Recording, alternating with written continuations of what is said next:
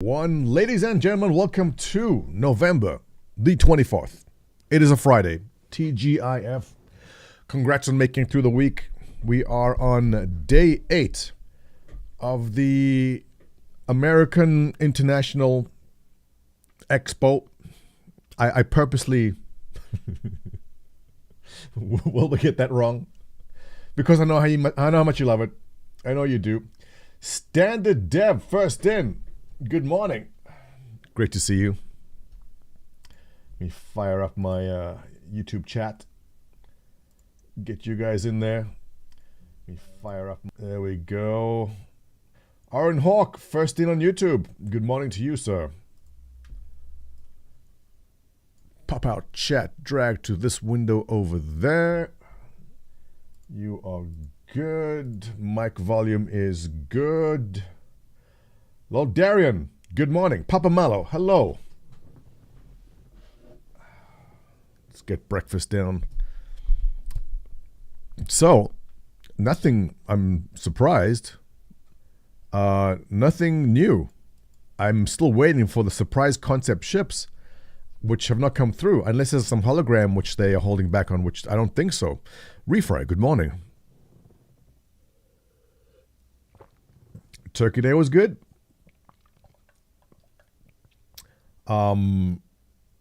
What did we do? That was food. You guys all survived? Everyone made it through? Any awkward family dinner conversation? Was the weird uncle there?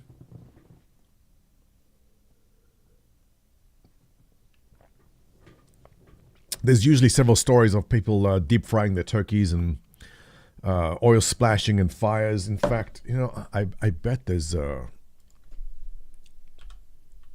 turkey fires in the news. Here we go. Albuquerque fire rescue shows it can happen if you, oh no. There's usually several fires breaking out from turkeys. I mean, it's not funny. It's bad. But typically, here we go. Oh, terrible.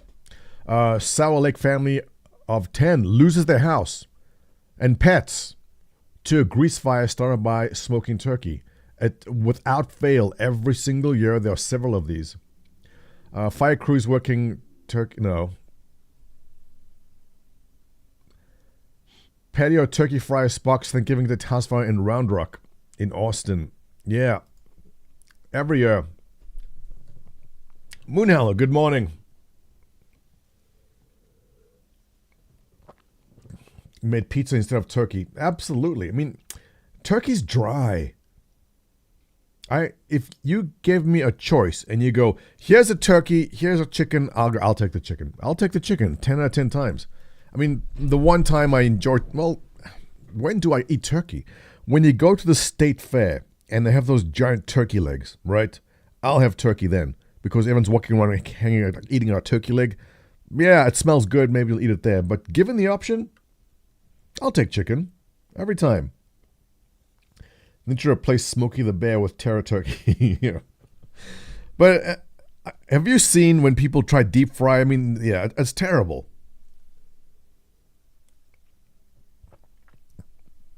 As much as people try to be careful, every year, without fail, you get several of these.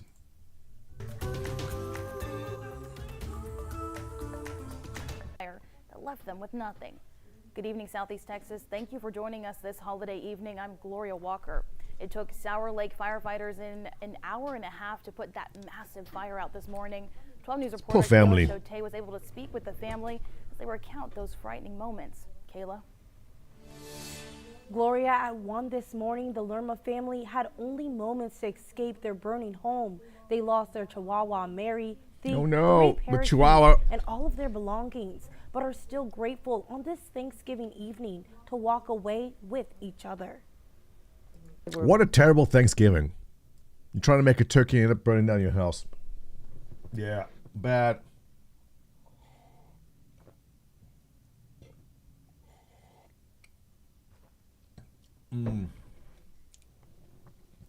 They don't do it outside. But even when you do it outside, Deus, the thing is the flames hit the roof. I mean, if you do it outside in the middle of the lawn, maybe. But you always get people still doing it under the patio roof and the roof catches fire. There's just horror stories. Losing a dog is terrible. Yeah, dogs are innocent. That's always sad. It's always very sad. All right, so kicked off. Mic is good.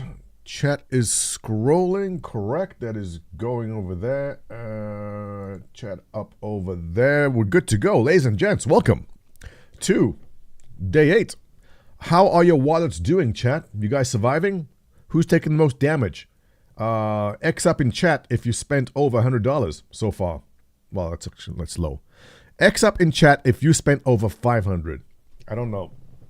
I don't think there's been too much of a big ship. I know some people are just readjusting existing fleets. I don't know. Besides people buying the Javelins, they're not making any massive purchases this year. But things are still going well. Waiting for the Arrastra. Right. So tomorrow, I'm surprised. I thought for sure there's going to be some MIRAI alien ship. But the only thing that seems to be coming out is the mining ship. 0.5x. Yeah. I personally, besides a handful of people I know who bought, I know a guy got an 890 jump, and I know a guy that's got I know 2 or 3 people end up on the Javelin. But I haven't seen too many people spend too much so far.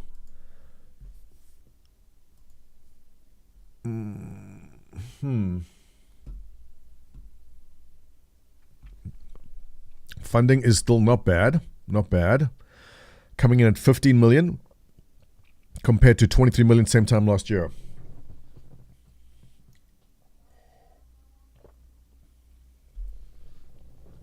Happy leftover day. Yeah, leftovers for the entire week. Arrastra and Unlimited. No, Arrastra should be wide open. Duego got the Liberator 565. Okay, that's a big purchase. Is that all fresh cash or stock credit, Duego? Going to upgrade my prospect of the Arrastra. Right, Moonhowler. There's what I'm seeing, what I have done personally also is just upgraded existing ships. I have not spent much new cash. I bought paints. I bought a couple of paints, but I haven't bought anything with fresh cash. Basically, melt existing ship, apply store credit, upgrade existing stuff to upgrade to the Zeus. That's about it.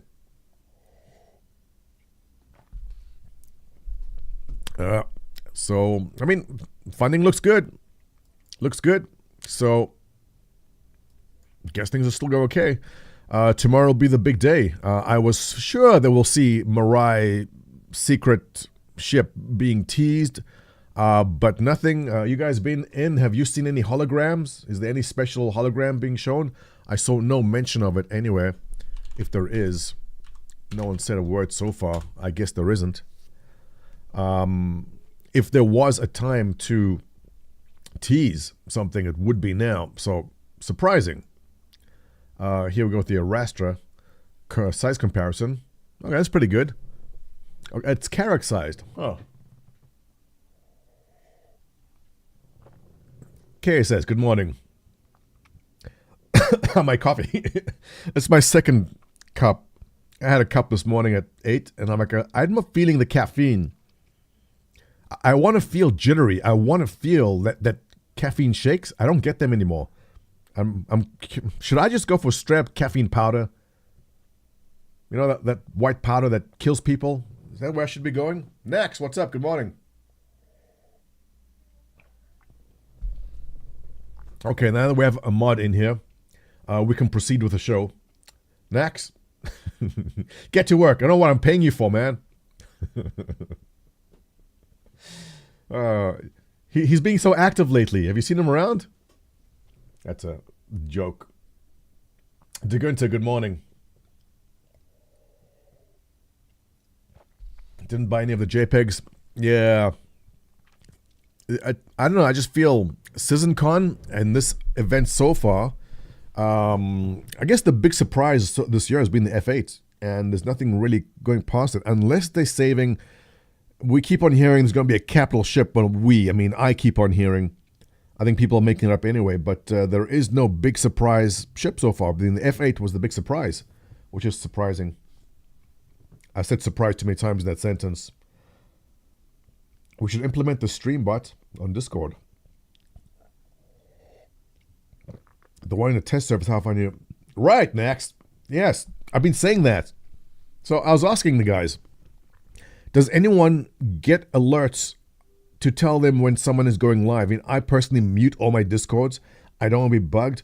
But there might be people who want to get alerts when things happen, right? Well, if you guys need that. Do you guys need that in the Discord you're in? Do you want to get an alert when someone you're following goes live?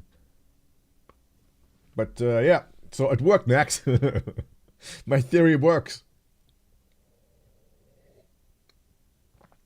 I'm going to land my Arastra on my Liberator. The Liberator is a ship which I thought, you know what, I'll just melt that for store credit. But the more we see it, the more useful it's a small pocket carrier. It just seems like a very useful ship. It may survive. It may survive. If you have 6 months insurance on F8C, put in your CS ticket. Oh, so they bent the knee, did they? Really? Mm-hmm.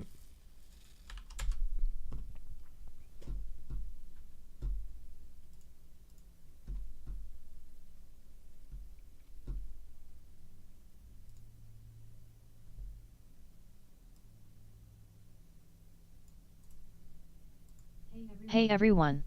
The intention with the bringing back the F8 on Anvil Day was to fulfill the numerous requests that came through after the previous promotion ended.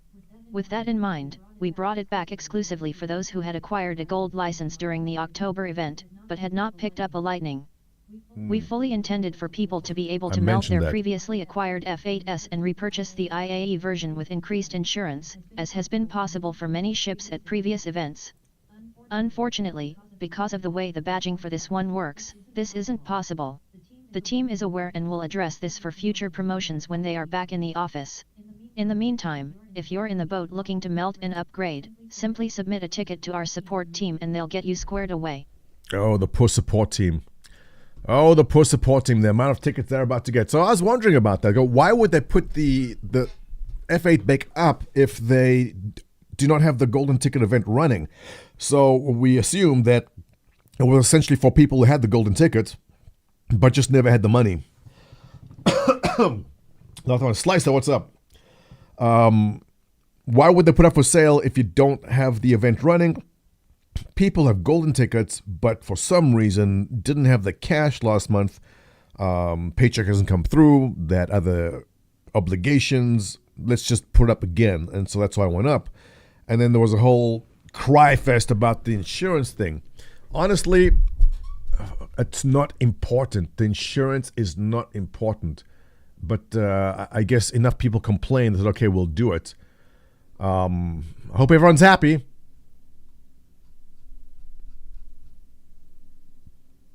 I guess they listened to Nebel. And they did it. Are you guys happy? Is chat happy now? Is this what you want? This is what you wanted, right?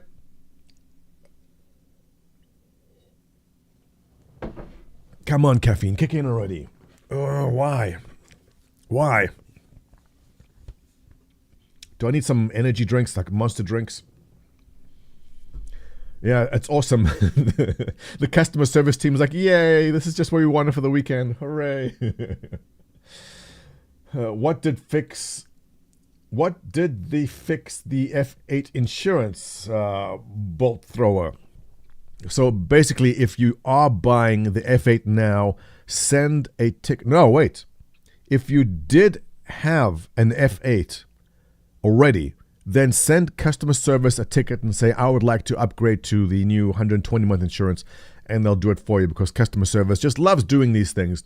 But they're not wrong.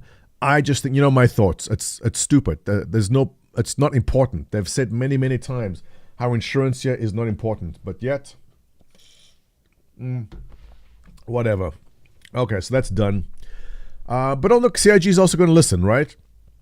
Enough people complain. They go, what's up? Like, why is everyone buying it at the IAE version, getting 10 years, and I only got 6 months? I get it. Plus, it's like a $300 ship, so I understand. If I was in this boat, I wouldn't care. 6 months, 10 years, it's no difference. It makes no difference once you're in the game. Not important. Me. Anyway, on to today's news. Well, yes, events. Ship comparison size. The Carrack is roughly the same size as Arastra. Liberator. We're assuming, 450? 500? It's going to be a big day tomorrow.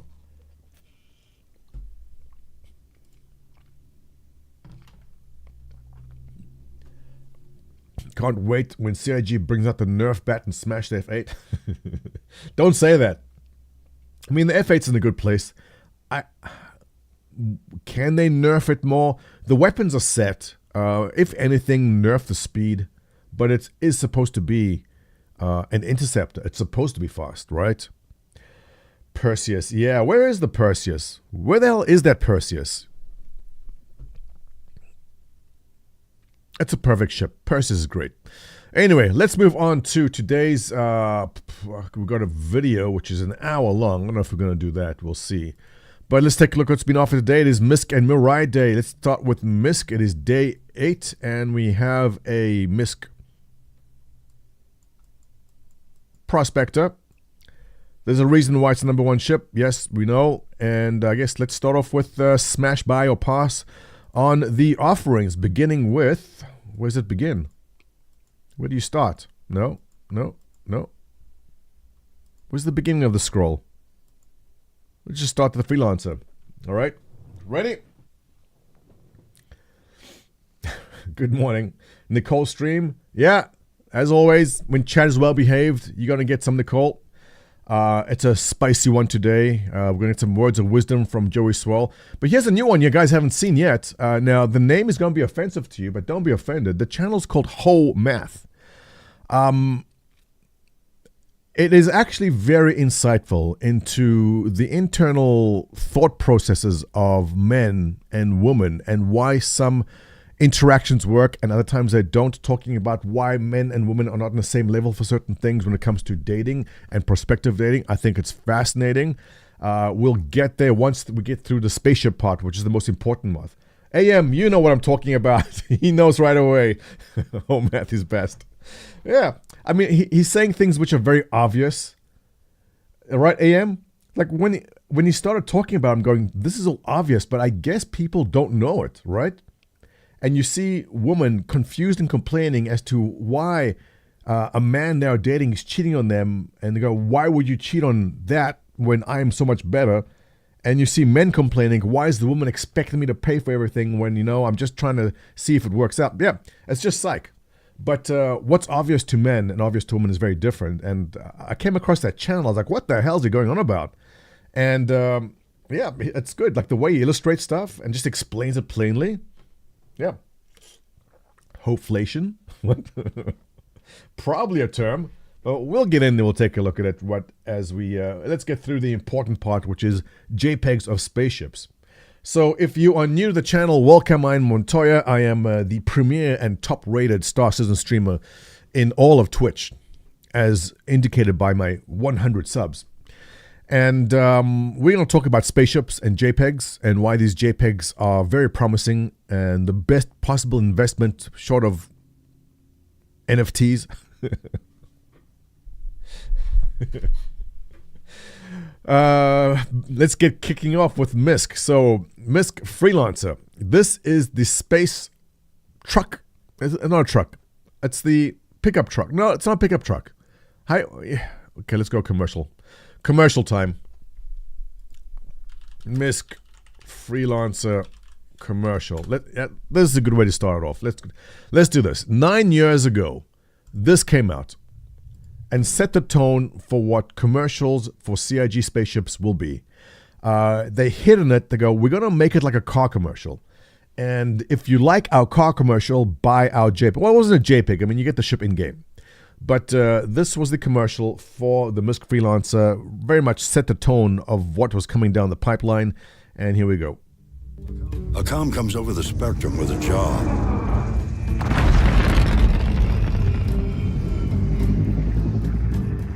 All it it says is an amount of cargo, a delicate timetable, and a risky route.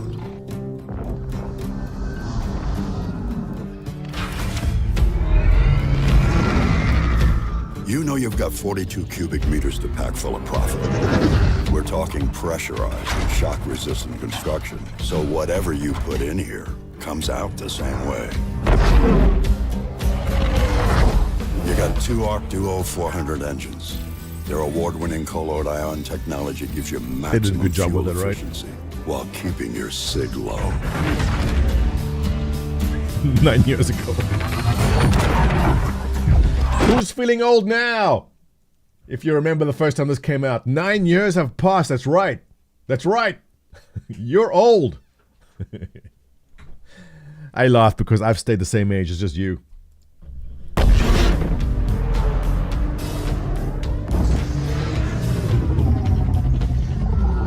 You come across a couple of pirates. Hey, Lancer, you know the drill. But with a weapons system featuring Here trusted... comes the fake part, the false advertising. I believe this was probably one of the first, it was one of the freakouts that they said, hey, why don't the turrets actually do this? names like Bering and Kronik. You aren't too worried.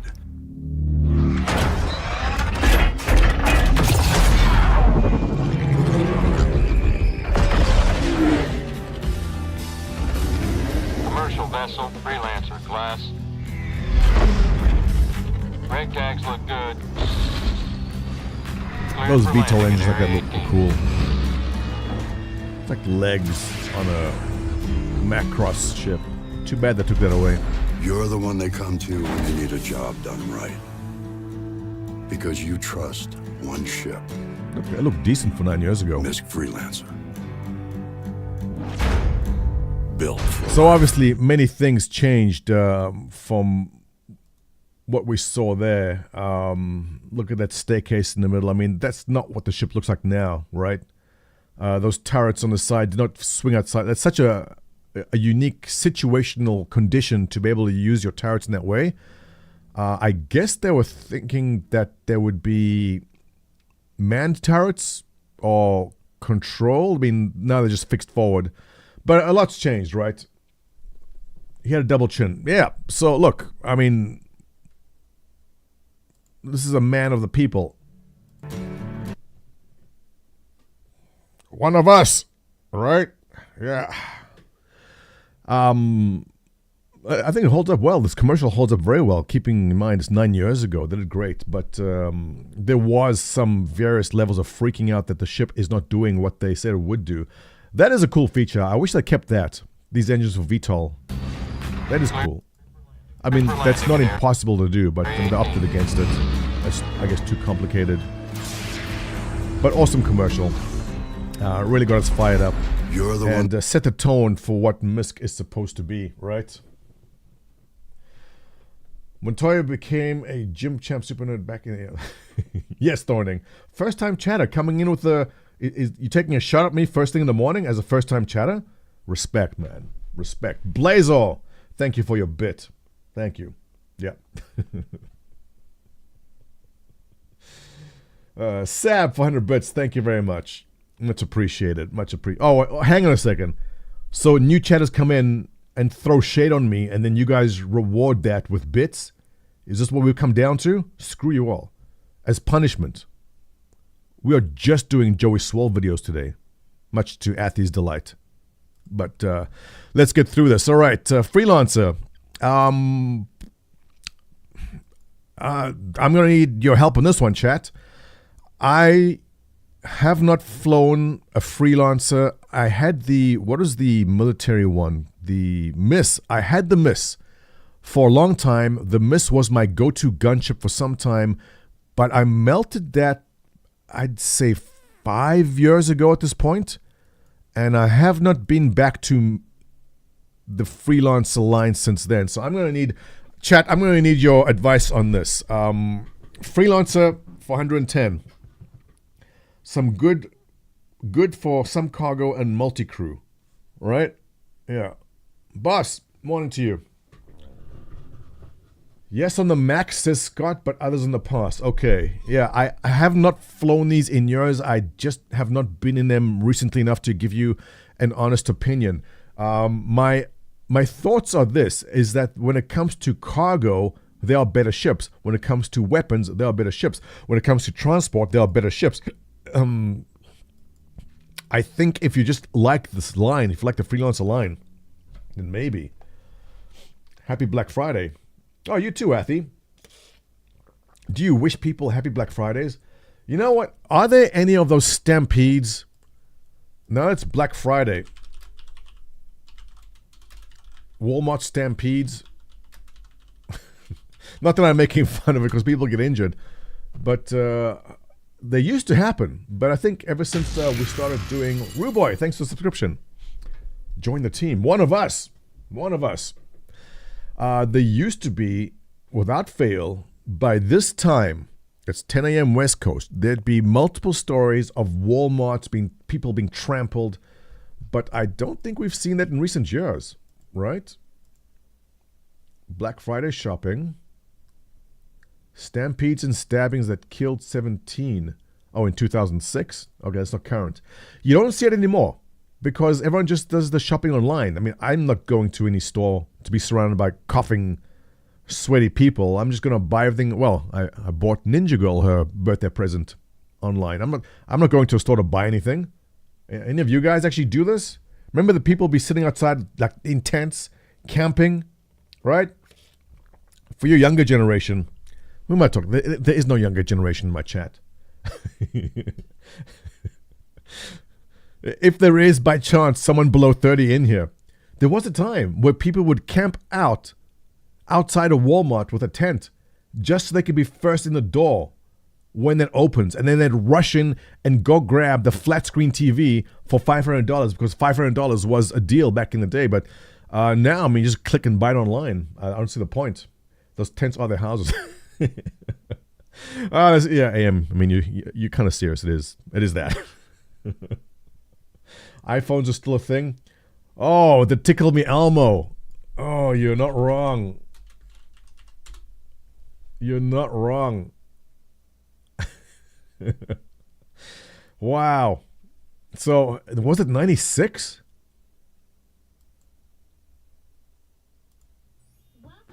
Welcome to Lisa's Littles.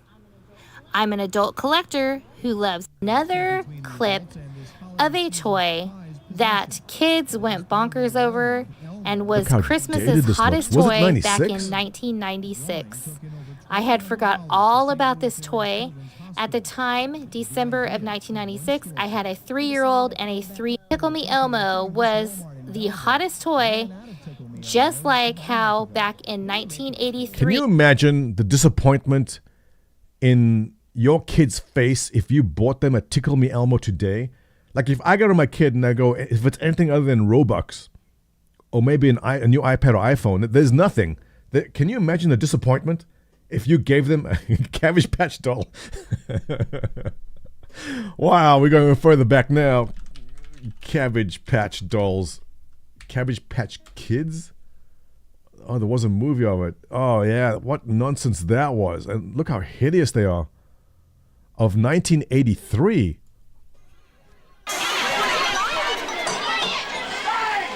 Got a baseball bat. Oh, wow. This is it.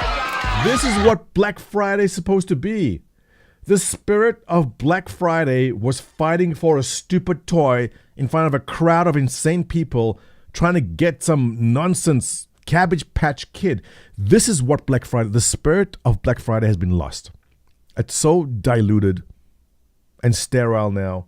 This is what you're supposed to see. You're supposed to wake up today and see this on TV.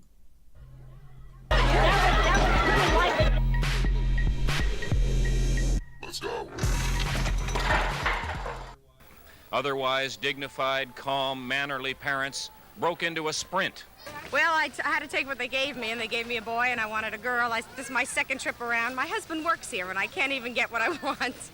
I missed work. I'm late for work to get this for my little girl. I'm not going to tell my boss. I'm trying to get there now. I'm so excited. We waited here since 7:30, and I was just ecstatic. In fact, I ran around and got another ticket. And within a matter of minutes, Wow. it was over. So, You did I mean, not get a this cabbage. is, I mean, I was a kid here. I don't remember this. I didn't know anyone who actually got Cabbage Patch Kids. Maybe they were too expensive. Patch doll this morning. No, I did not. How badly do you want one? Very, very badly. One woman told us she's going to call her sisters in Nebraska and Illinois to see if they can get her a doll. If not, she's going to drive to Pennsylvania. What is it, 2 hours to go to Pennsylvania? I think it's worth going there. If not, I'll try California. What were people thinking? This?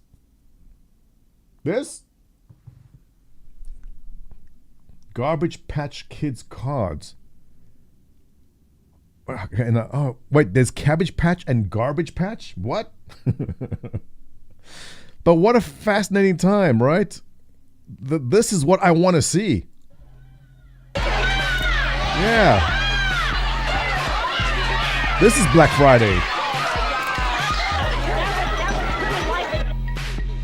Very, very badly. To go to Pennsylvania. I think Bills for $21 if you can't buy one. So they'll pay you $40 for any Cabbage Patch doll you bring in, and then they'll turn around and sell it for $50. You just spent $50 for a doll that cost $20.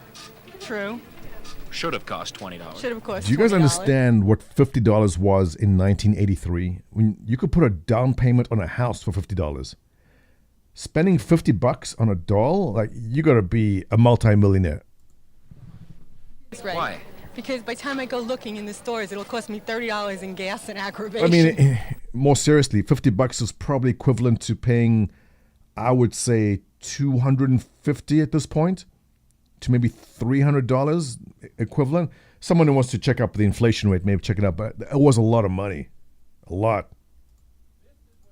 This 50 in 1983 is 150 today. Oh, really? Okay, I would have thought more. Not horrible. Well, with today's, keep in mind the inflation we've seen in the last 2 years, right? In 1983, a 50,000 job was bringing in the bank. Yeah, I mean, you were living the high life if you're making 50K a year. That, I mean, you had 3 houses and a beach house, right? all the fuss is about. Why are full-grown adults fighting over these? Well, here's one reason. I want to get it. Josh Howell, Channel 7. But that's Eyewitness just News. it. If your kid wants it, you do it. For those of you who are not parents yet, like, it doesn't matter. If your kid goes, I like it, oh, it's yours, all right? You can have it. You'll do whatever to make your kids happy. Yeah. I get it. I get it. Whoa. Where are you going? Do you want to take it? Can we take it out? Pardon me? Can she take it out and look at it? Glorious times. Glorious times. Yeah. Black Friday isn't the same because a lot of... Right, Bulls of Steel, first-time chatter, welcome. Also, we're just saying, it's all online these days. No one's lining up outside Walmart to get the flat-screen TV. You just go to Amazon, you grab it off that, right? But I miss the riots. I want to see more, actually. Black Friday stampedes. Walmart deals, no. Black Friday stampede at Victoria's Secret 11 years ago. What? Victoria's Secret? Okay. I don't know. See these guys, these guys here? They don't want to be here. Their girlfriend is standing behind them and saying, when this opens, you push those little bitches out of the way and you go grab me the lace thong bra combo. They don't want to be there. What? I had no idea there was this much demand for Victoria's Secret stuff. That's crazy.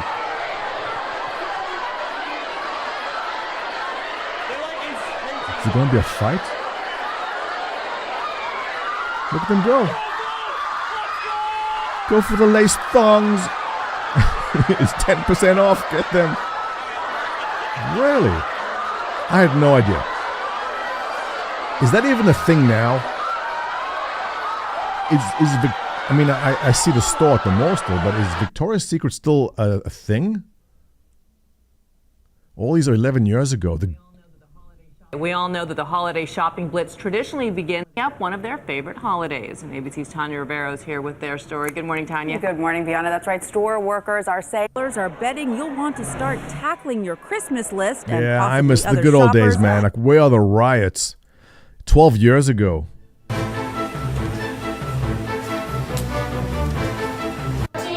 This is it. So look, because we can't find anything that happens today, we're going to have to go back 11 years to see it. Let's get our fix, guys. Let's get our fix. I want to see running. Yes.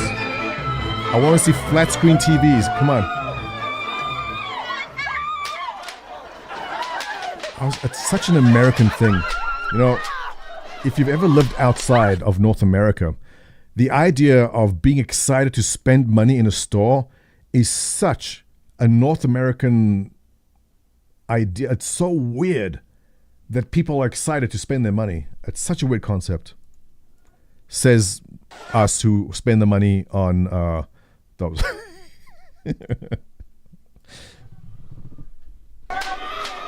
Okay, I'm not seeing any riots here. Come on. Show me the flat screen TVs. There's one. There's that one. Yeah, there it is. Not enough rioting. Anyway. Okay, we're getting distracted. Back to business. The phenomenon spread to other parts of the world. Right, Oren. So, I mean, I grew up in South Africa. I don't recall ever having that in South Africa. Mostly because Black Friday didn't exist in South Africa. I guess this is a good opportunity to throw in an apartheid joke. But there was no Thanksgiving, therefore there's no Black Friday. It's a uniquely American invention. But I guess it has spread to the rest of the world at this point. It was just strange when you move to any place in North America and you come across this one day. What's a one day? Yeah, that's the special day where everything's going to be so cheap. Yeah. All right. Speaking of cheap, freelancer 110. We're distracted, chat. Oh, hang on. We need a segue. We need a segue into talking about spaceships. Nicole, take it away, ladies and gents. If you're offended by the womanly form, cover your eyes now. If you have children in the room, tell them to get out.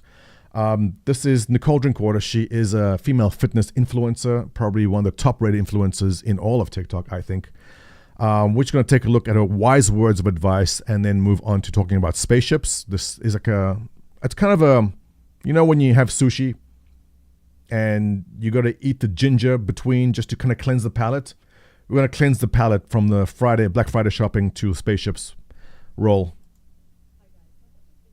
Hi guys, come watch this video I've made pretending I'm showing my ab routine when really the focus is on my balloon knot. I start by aggressively grabbing my knockers to show you my abs, then proceed to let my fat ass steal the show. I pointlessly record myself grabbing the dumbbells, then start checking myself out in the mirror before I've even started so I can show you all how good I look. After, I will pretend to do a cute little dance wafting my stinky minge around the gym, and then I film this stupid ab exercise from different angles so you get to see this pussy fat. Towards the end of the video, I will pose up against the dumbbells doing fuck all, grab my tits for one last time, do a peace sign, and walk off. I think that was an excellent display of the correct form for doing the side twists, which are great for the obliques. I would give it a 10 out of 10 on her twist, and the form was decent amount of weight also. I feel I've learned a lot from this video. Let's move on to spaceships. All right. Where were we? That's a freelance, I guess, for 110. Chat, would you say worth it or not? I got a pass. I don't. Okay, I'm giving you my personal opinions. I just don't use them anymore. At the time they came out, they were hot. Now they're not. There's other better ships. If you like the freelancer look and the style and the language of the design speaks to you, go for it. For 110, I say no. The freelancer Der is for like long duration. It's exploration expedition. There are better ships to do it for 135. Get it in the game. The Freelancer Max, I think it's a beautiful ship. It's like so chunky. I like the massive big engine on it. I love the design of it. Unfortunately, there are better ships which carry more cargo. But if you like playing kind of a space trucker role, maybe get it in game. The combat gunship, I flew the ship for a while. It's decent. It was very decent, but I've moved on to other better things. I would say pass. The Hull A, all right. Getting interesting.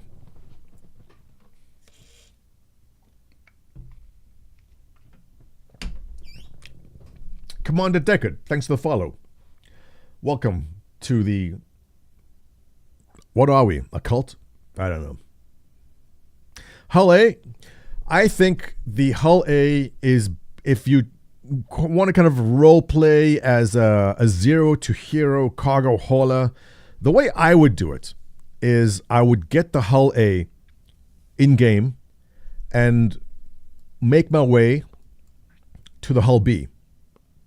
I would then keep doing the routes with the Hull B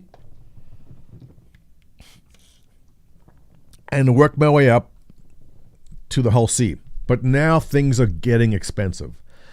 I love the zero to hero kind of game loop thing where you're kind of earning your way up, and I feel like starting at a Hull A and kind of working your way to a Hull B and then really kind of hitting those routes and getting good profits. I love this idea, but the jump in price from Hull B to Hull C and Hull C to the Big D, what? $50? Is this right? Is that correct? Why is the Hull C $50 less than Hull D? I for some reason I thought it was very... Does it say what the SCUs? For some reason I thought there was a bigger... Okay, the jump is from Hull B to Hull C. It's in the game.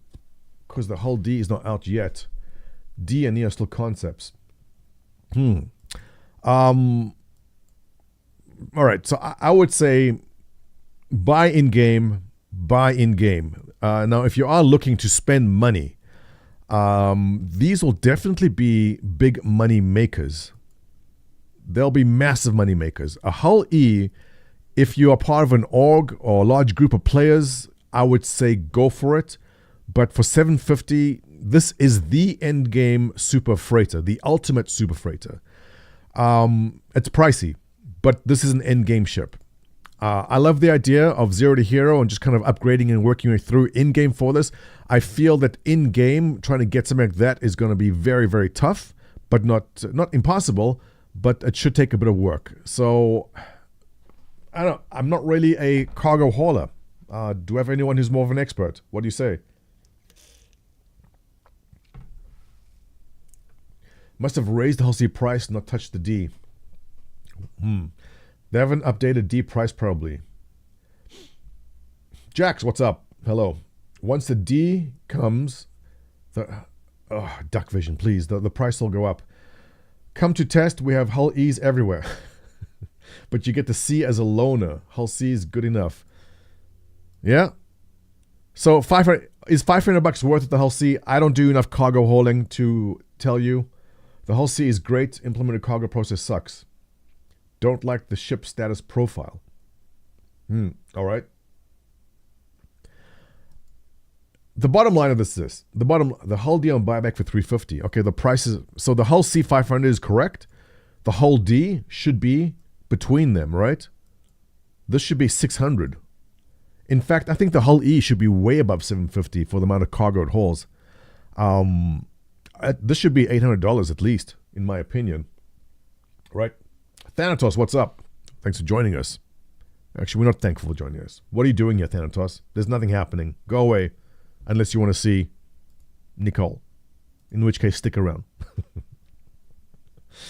It costs $20 million to fill, and cross figures no one blows you up. Yeah. So, out of all of this, Hull A, buy it in game. Hull B, buy it in game. Hull C, if you're serious about hauling, maybe. I mean, that will definitely make you the in-game credits to get yourself the Hull D.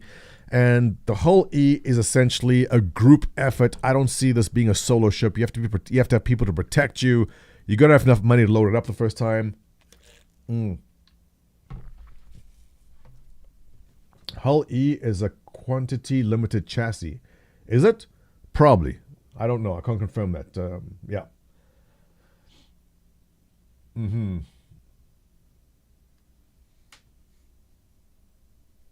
Hull seals are vulnerable. They should be, Ruboy. I mean, they should be. It's not a combat ship. But look, there's going to be safe routes to go. So it's not crazy to solo it. There's going to be safe routes you can do that won't be as profitable. But I would say if you have the money, Hull C is probably worth it. And the Hull C will generate you enough in-game credits to allow you to afford the D, which then, once you have the D, you will be able to afford the E in-game also. That's how I think it's going to go. The Hull E is already sold out on store. Really? Damn. Okay. So, there you go. I'm not an expert on cargo. I cannot give you anything beyond that. Odyssey. Carrack owners.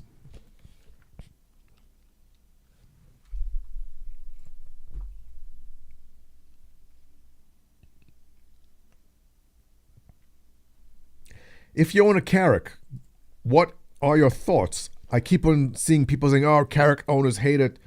If you own a Carrack, are you upset about this ship? I think as the newer, more targeted and focused exploration ships, they've probably done a better job at making this than the Carrack was, which is not very old, right? Scott's saying he owns both. Okay. Carrack is still better, more versatile. Really? Is the Carrack still going to be modular? Is that still a thing? This ship should be 600 max. I mean, yeah, the price has gone up, right? So we get that. It's the most advanced exploration ship. Well, I mean, what do they mean by advanced, right?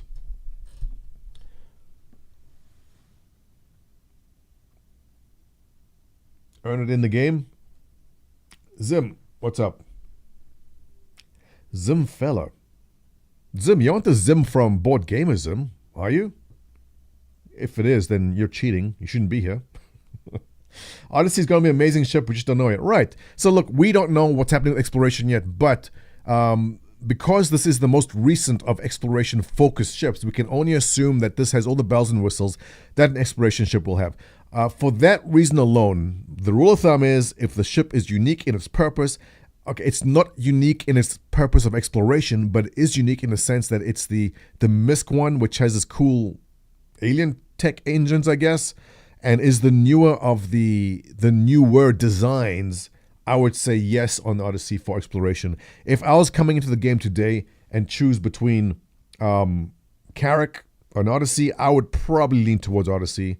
I like the hangar they have in the back there. Plus, it's got its refinery, right, to get fuel. Mining, refinery, right. Exactly, Toon City Jeff. So you can head out into who knows where. You've got the ability to get fuel from mining asteroids or whatever, so you can just be out indefinitely. I like it. I would smash buy on that. Prospector is the Versus most popular mining rig. Yes, it is. Prospector is pretty easily earned in-game at this point in time. I would say if you're just getting into Star Citizen and you don't feel like grinding for 2 weeks, which you can easily do, and get a Prospector, then maybe. But I would say get in game. It's fairly easy to do, and it's typically anytime you do a zero to hero type playthrough, you want to get to either the Vulture or the Prospector first, because those things are pretty serious money makers if you're not into the combat part. So I would say grab one, rent it in cargo. Sab, right? Sab is correct. Rent it, make some money, and you can buy one. It's you don't have to pay money. Reliant. The whole Reliant range. Interesting. I like this ship because it switches into vertical mode, which is like Ahsoka's ship, which I love. I had one. I think I still have one. I just haven't used it in forever. It's kind of a starter ship, right? I don't know. There is the unique... What's the variant that is like a reporting? Yeah. So I would say no on the core. I think there's just other ships to be focused on. I mean, if you like the gimmicky rotating thing, it's cool. It's got a great cockpit. I like it, but I just don't use it. Now, the Mako is the interesting one. It's all style, no substance. Right, Scott? I love the way it looks. It's a B-wing. Thank you. You're right. I love that it flips around. It's just cool. But there's nothing it does which makes it special. The Mako is supposed to be a reporter type ship where you can record things. I don't know exactly what the idea is for the Mako. I have no idea. I don't know where they're going with this. But it's supposed to have some kind of reporting. What is that even a game? What is that? Some sort of weird game loop? What is that? The wings are too big to make it vulnerable. Yeah. True. But I don't know. What's the purpose of that? I don't know. The light science? No. What science? Will it have some purpose in the future? Maybe. The Tana or Tuna, there's better ships out there. The whole line, the entire line, I don't know if it needs a refresh or whatever, but it's pass for me. I love the idea of it. I keep one because I think it's cool. I never use it. Used to follow like race helicopters. But what does that mean? It's a race. Like, is there a camera? Like, what does it do? Going to be a news anchorman hosting test news. Yes, but why do you need this ship? I mean, what's on that ship that's going to make it a reporting ship? Is it just that people will recognize it as a reporting ship and not shoot it? Because that's the first thing they'll do. I don't know. I have no idea what they plan on doing with it. I think they had an idea, but just haven't followed through. It's got OBS installed. Right. Roleplay. Okay, Mono. Okay, for roleplay purposes, maybe. Large camera. What does that mean? That you can... It has a wide angle lens? I don't know. Was streamed to a feed? Okay. Maybe, like stream to in-game feeds, and that's the only ship which can do it. Interesting. VT Heavy coming in with the idea. If there is a ship which can stream in-game to feeds, and this is the only ship which can do it, interesting. Otherwise, pass. Starfarers. This is a very, very complicated ship. The interior is a disgusting maze. Whoever designed the interior, thank goodness we have mini-maps coming out, because now we can find our way around. But yeah, for refueling, this is the go-to refueler. Everyone knows that. If this is your game loop, if you want to be the refueler, like Fuel Rats in Elite Dangerous, yes. I would say yes on a Starfarer. Pricey, but yes. Heavy refueling. They're both heavy refueling. Gemini has more missiles. What's the story in Gemini? There's a bunch of missiles in front, more heavily armored, better shields. I don't know. For $40, I'd still go for the normal Starfarer. Don't bother with that. The Endeavor. Swiss Army knife. Presumed Swiss Army knife of Star Citizen. The rats have died of old age trying to find the cheese in Starfarer. Passing the Starfarer? Yeah, look, unless it's the refueling thing. Refueling is broke after 2 years. Yeah, Alex, it's coming. We've seen it work. We know how it works. Is it going to be useful enough or important enough in the game? We don't know yet. But it is a unique game loop. And if people do want to play refueling, then that's the one.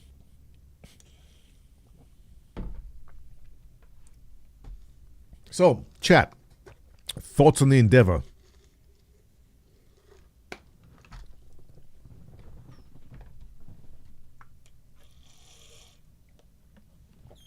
Look at Concierge on the Endeavor. Okay. Let's take a peek. Roberts Space Industries. Concierge. What you got?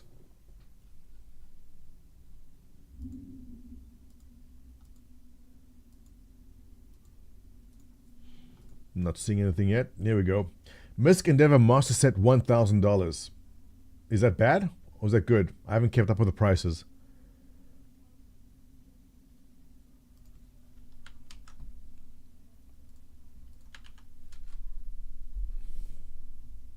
What's that?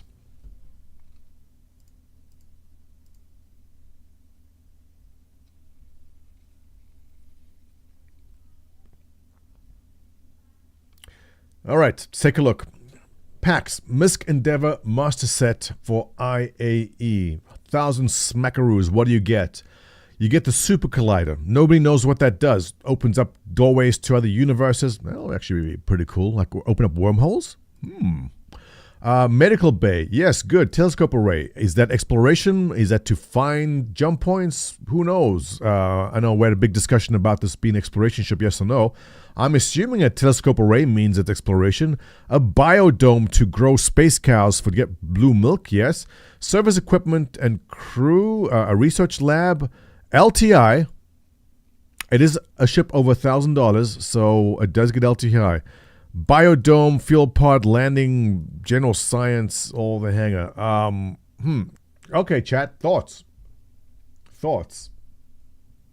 Anyone buying this? I don't. It's just for $1,000. I think it's all over the place. Me personally, I have not. I don't know. It's just I don't know. I don't know. It's all over the place for me. I can't figure it out. Standard dev. What did you get? You buy everything? It's definitely it's just the price. It's $1,000. Like if you said 500, I'd go, yeah. 650, I'd think about it. 1,000, like, I don't know, man. 1,000 is a lot. How do you protect it? Friends. You need a lot of friends flying around. Had that for a couple of years. Yeah, I just don't know. It's just how important is it to have a super collider? We don't have enough information. They said that, you can upgrade or research things and you'll find ways to overclock certain equipment. The super collider will help you research blueprints and things, right? Medical Bay, there are other medical ships out there. But will this have tier 1? What's the bed you spawn in?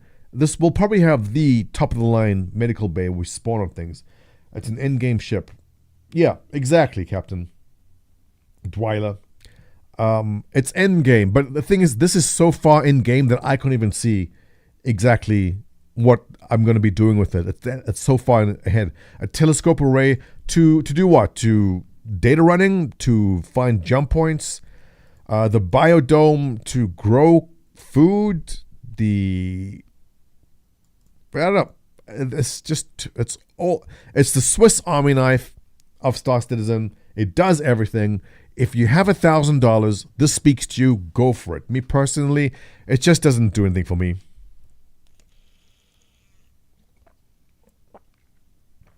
And $1,000 for LTI. I don't know. If you have the money, for the man that has everything in life, and there's one thing missing, and it's this, then go for it. Me personally, no, it just doesn't. I don't know. 350 is the base pack, obviously. And also, remind me, this front part is supposed to detach and be its own ship. So that's kind of cool. If this thing is its own thing, and you can kind of leave your habs floating around, right? I can see this pairing up with a Pioneer for low-sec base building. Possibly. There's just way too much theory crafting for me to be interested at this point. I have no doubt that for $1,000 they will make this important somehow. But for me, it's a pass. Everyone else, feel free to go for it if you have $1,000.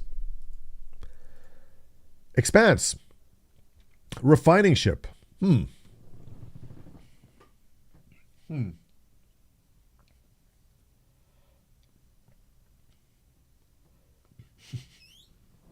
been collecting Social Security. The Endeavor itself with 350 is a buy, then buy the modules piecemeal. Maybe, Pappy, maybe. Kind of used to the other ships level of refining capability. Exactly, Twin City Jeff. So listen. Do you buy the ship that does a bit of everything, or do you buy the ship that specializes in the one role? For me personally, I tend to buy the ship that specializes in the role. This ship does everything. And I just feel, why do I need a medical ship if you have a Pisces? Or why do you need a refining ship if you have the Expanse? Or why do you need the, I guess it's the only ship that has these biodomes. I don't know. Refining for 150, buy-in game. That's it. So, of all the days so far, I mean, this is the one which I'm kind of, I don't have any strong feelings about one way or another. I know there's people who are very, very passionate about the freelancers, who love the freelancer DERs. I know people who love hauling, and the Hull E is a dream for them. This is just a day for me, which has not really too much interesting. Let's take a look at MIRAI. I'm a fan of, I don't race, but I love the look. The Fury as a diminutive dogfighter. Really? Diminutive? Huh. I guess you can call it diminutive. I think it's kind of insulting. Or wouldn't you call it, what's another word for diminutive? Astropop thinks to be bigger than the Javelin. Size-wise, yeah. I mean, it's big. It's long. I mean, you keep on adding stuff onto it. So, but size isn't everything, AM. I mean, if it is bigger than a Javelin, so what?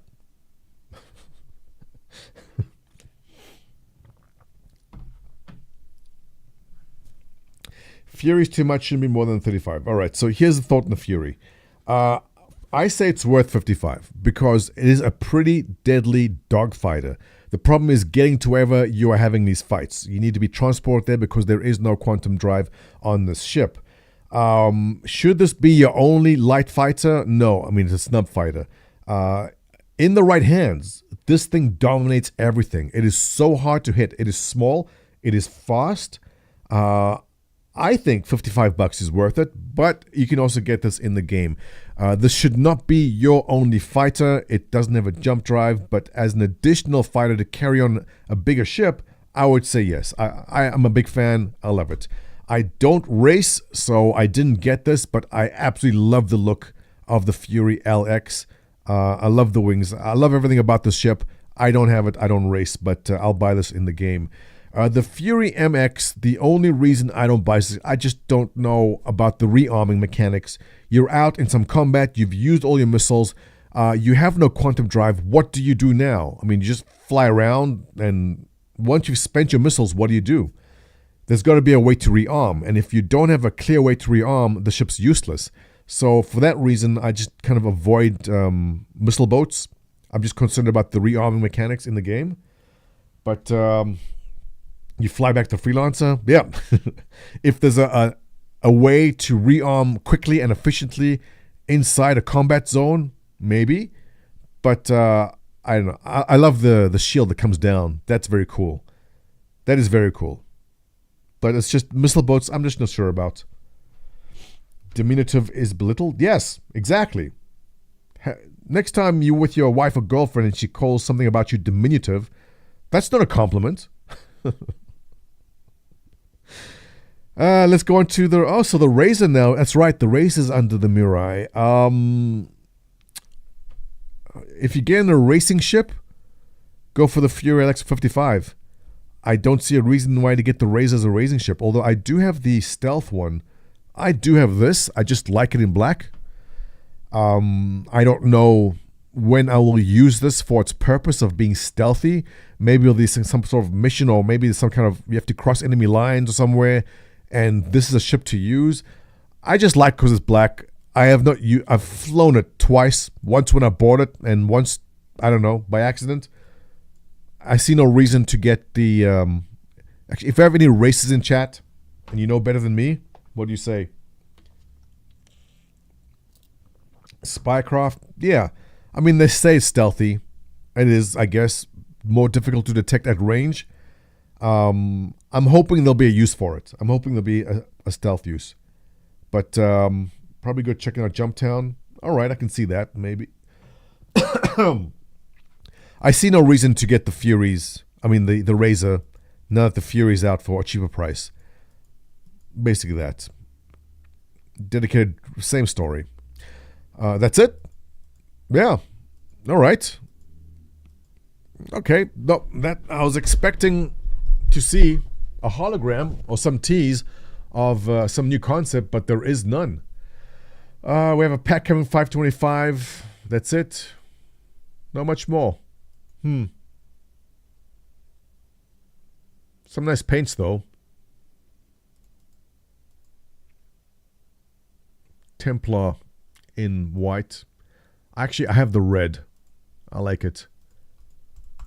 So that's pretty much a quiet day for that.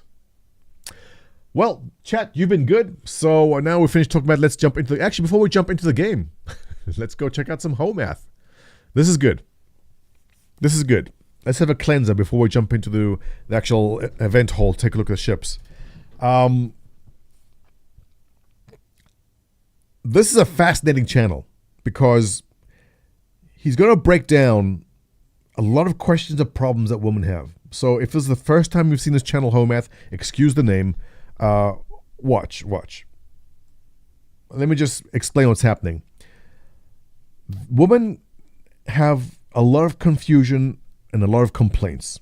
And this guy breaks it down as to why things are the way they are. I know AM is excited for this. I know most of you here just want Nicole. If you just dropped in, you missed Nicole. We're on to home math. A relationship truly only works when a woman settles for a man that she considers mid. That would be, of course, mid women. All right, so if you don't settling.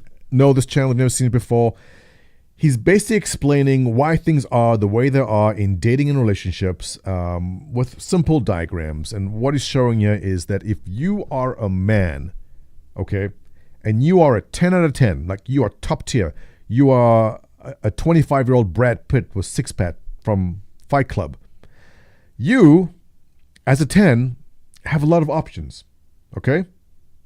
I know people knew the channel going, what's going on? We cover everything in this channel. Everything. If you are a man and you are a 10, you have a lot of options available to you. You will happily go for a 10. You'll go for a 9, an 8 to 7. If the 6 wants, you can get her. If you want the 5, you can have the 5. If you want the 4, you can have the 4. Right? Right?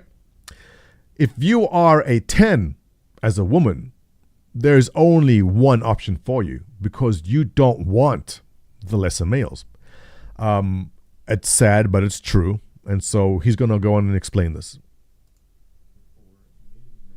For mid men. I used to talk so much about girls who settled, and now I hope to become one. She used to reach out of her league, and now she is aging, so she hopes to grab somebody on the way down. Because when a woman does the opposite and falls in real love with someone she's attracted to and who's at her level, it's a disaster. Here's where she gets confused. Attracted to and at her level are not the same thing unless you're up here. It's a disaster because you're going out of your league and he doesn't really want you. That's when the power dynamic and balance gets thrown off kilter because the man doesn't hold her on a pedestal. Yes, we all know that putting her on a pedestal is the best way to get what you want. Women love men who are below them. So she never has the upper hand. Exactly, because this is what you do when you have the upper hand.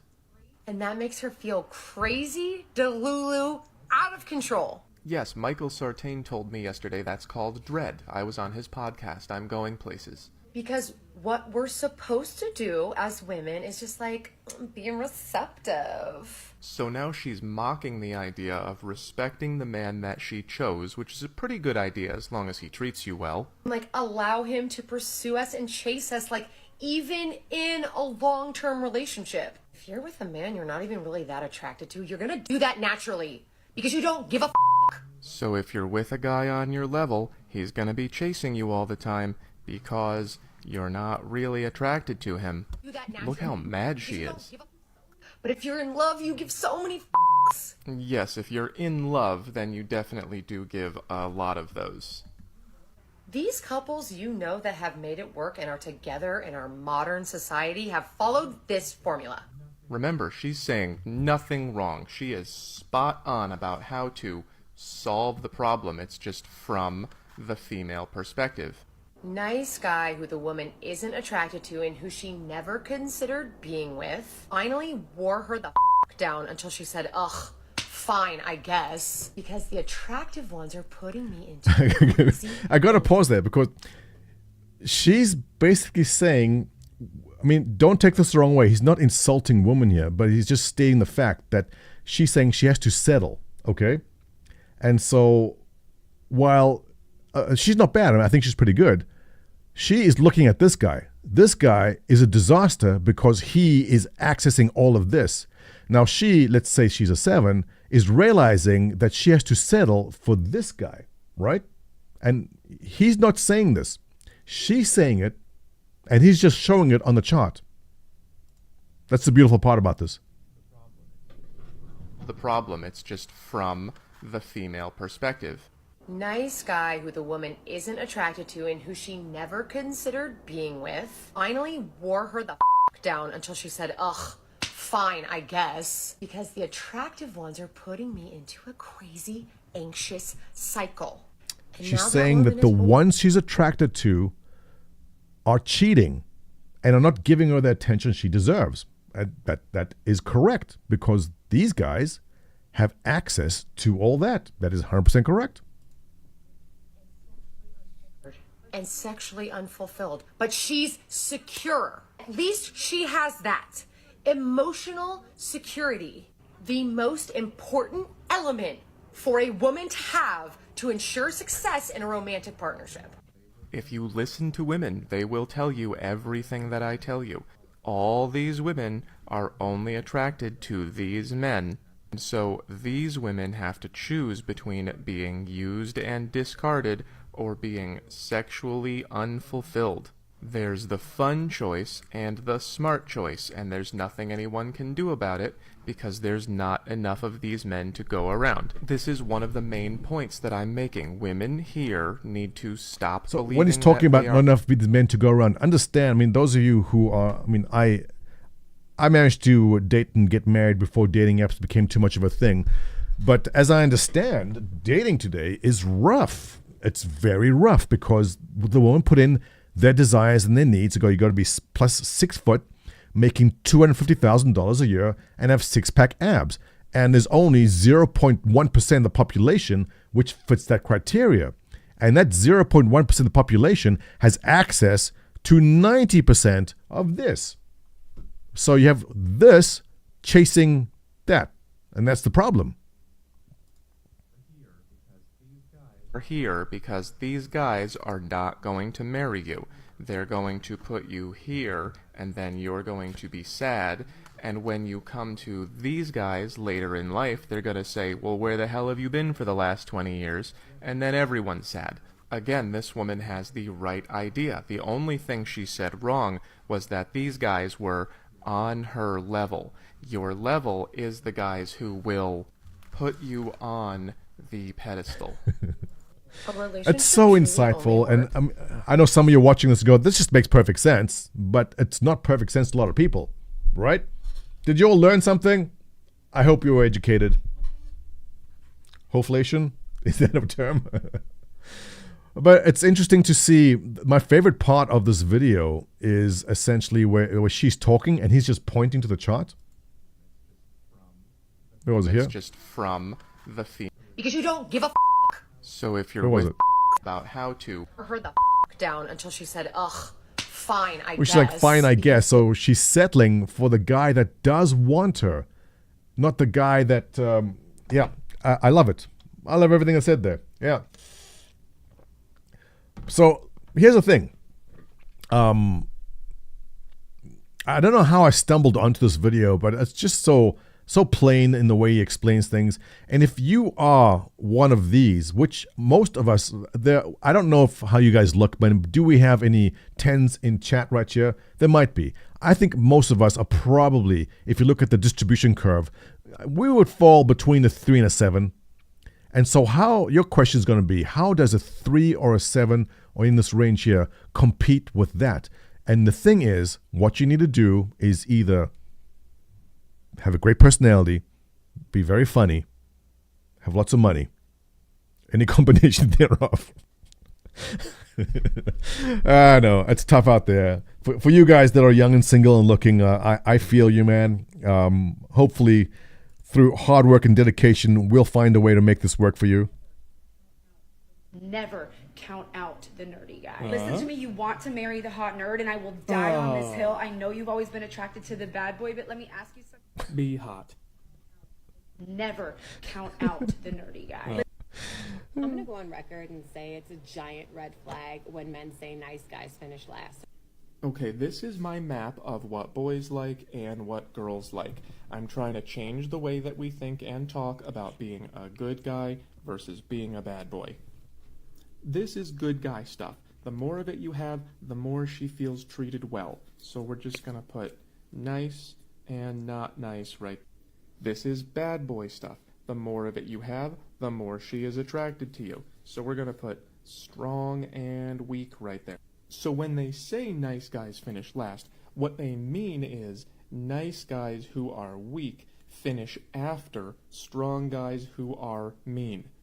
And that is true. This guy is more popular than this guy. Now, it's not clear who's finishing first. It's definitely someone in this column. I'm not sure I agree with this one. Is this making sense to anyone else?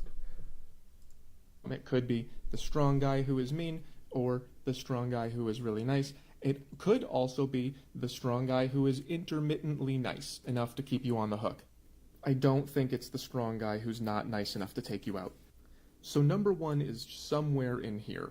It seems irresponsible to suggest that it might be the strong jerk, so we'll just say it's this guy, the very nice, strong guy. And then bad boy is number two, and the nice guys finish third ahead of weak jerks. These guys are dead last. Women don't even know about them. That's why it's a ghost. So here's the thing. If you are a nice guy and you say nice guys finish last, it makes you less nice. It's a self-fulfilling prophecy. When you say nice guys finish last, you're basically saying that women should be attracted to you for this stuff and not for this stuff, and that's not how women work, so it's not very nice. So nice guys finish in a distant third, and if you complain about it, then you finish last. I don't know about that one. That's a bunch of hoo-ha for me, what he said there. I mean, it's okay to not agree with everything. That part doesn't make sense to me. But anyway, now we had a little cleanser. Let's jump into the game. Let's go take a look at the event hall and look at spaceships while we ponder about the wisdom which was just imparted to us. Launch game. Let's go.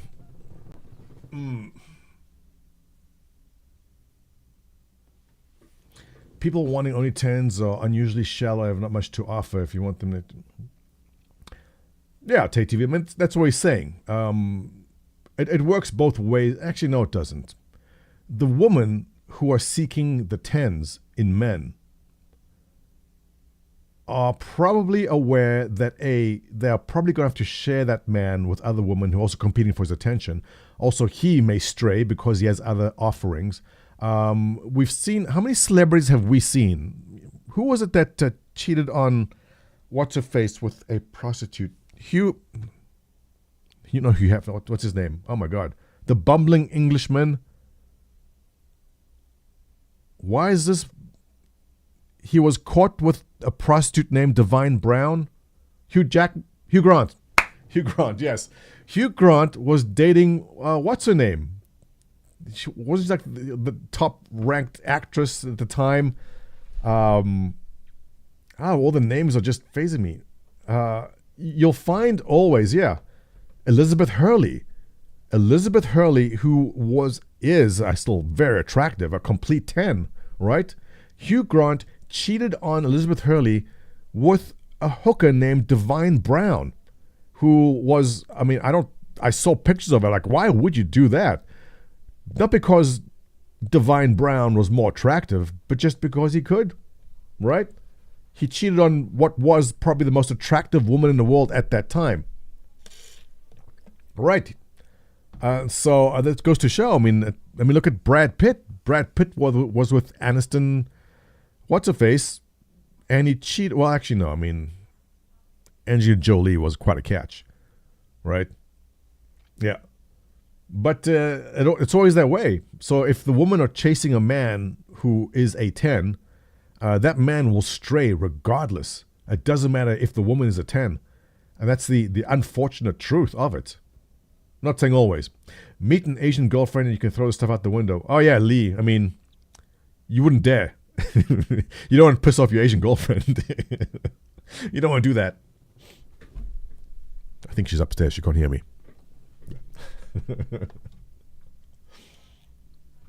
Let's go look at spaceships. Who is on? Demi, I see you in the PU, but I don't know if you in the North American servers, are you? Infamous Boat.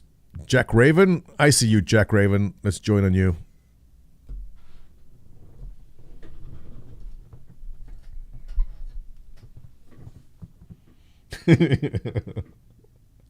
Ninja Girl sharpening a knife.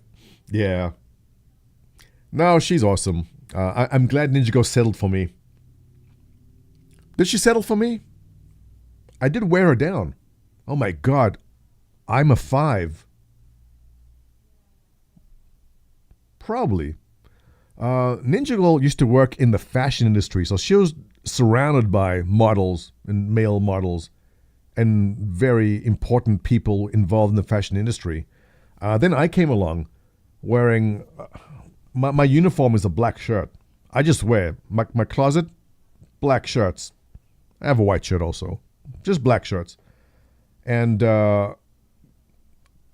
when you meet someone who's in the fashion industry and you don't care about fashion much, it took me it took a year. I wore her down. She was worn down, definitely. Am I a 5? Screw you. I'm a 10. I'm a 10-star citizen, all right? All right, let's go take a look at the event hall and look at spaceships.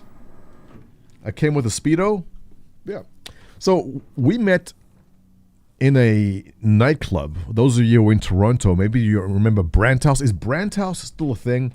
Brant House was new in Toronto, and my friends and I were all meatheads, you know, did chest and buys on a Friday so we can look pumped when we go to the club.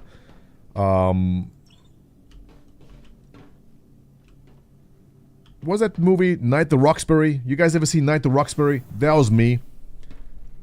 What's this double door thing? And I met her because we had a friend in common. And I asked her friend, I go, who's that? And they go, oh, this is Ninja Girl. I'm like, oh. And she was not interested. She took one look at me and goes, no. Like, me and my meathead friends, absolutely not. But we managed to exchange information, which I think was MSN Messenger back in those days. And it took a year for us to actually go out on a date. That's how long it took. Oh, it took a while. Where am I going? The hall. This way. Not that I was chasing for a year, but between the time that we met, the time we actually managed to go on a date, was a year. It was a long wearing down. I let it sink in. I gave her a year just to think about it.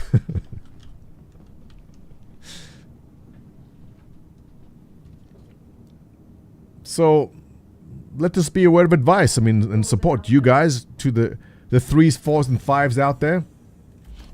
Just keep at it, man. Eventually, a woman will settle.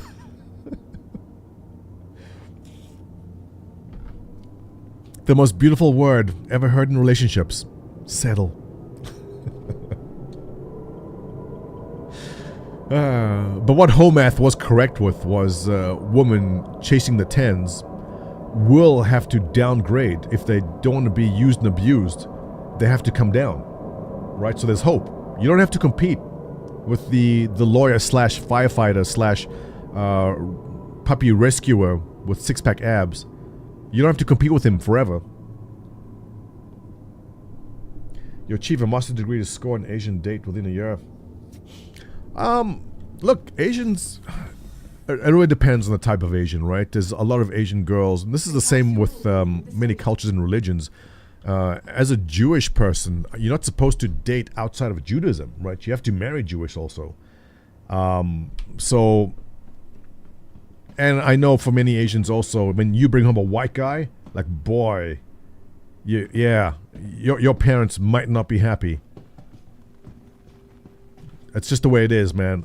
Like, you bring home a white guy, like, damn, he better be like Harvard graduate lawyer or something, because they will not be satisfied. So, we both took a very big risk on that. When I asked my wife to marry me, she rolled her eyes. But you're married, right? Yeah.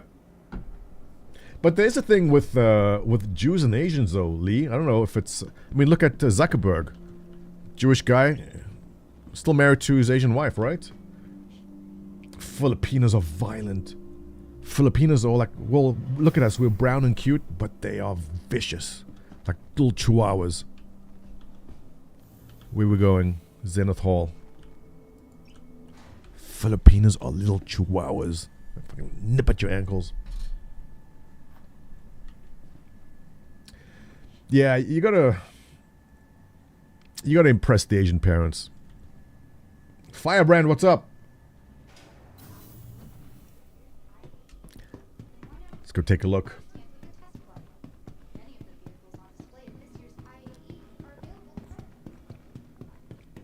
I'm a big fan of Filipino dishes. Pancit.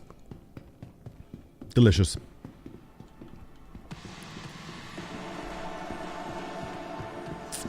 In fact, the townhouses behind me, we call it Filipino Row.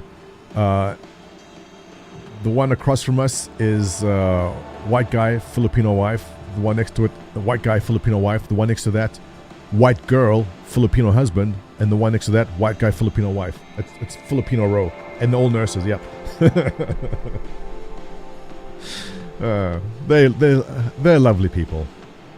There's a lot of Filipino healthcare workers. Actually, my grandmother passed away. Her caretaker was Filipina, and there are so many Filipina healthcare workers in Israel that there's an entire generation of what I call Jupinos. All these Filipino healthcare workers have met Israeli men, and there's an entire generation of Jupinos coming up the line now. My wife's Vietnamese. You're in the Air Force in Japan, all your friends are Filipinos. That's true. But they're lovely people, they really are. Alright, let's take a look. MISC, Prospector, Hull A, Hull C, Reliance. Okay, there's a couple things to look at. Holograms are the Expanse, Endeavor, and Odyssey. Alright, Odyssey I want to see. Expanse I want to see. Endeavor I want to see. And Razors. And MISC. Okay. Not a bad showing. Let's take a look.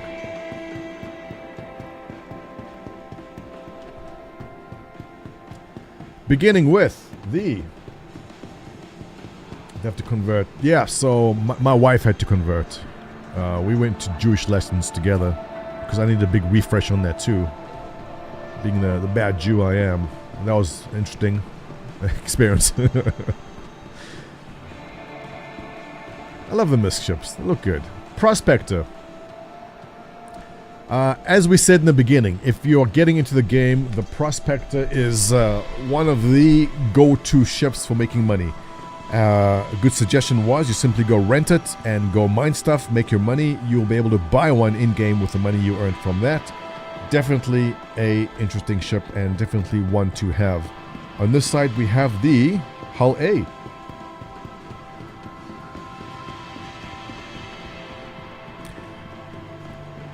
Would you buy this ship for cash? Let's go take a look inside. I don't think I've ever been inside a Hull A. Can I climb in? Into the ship.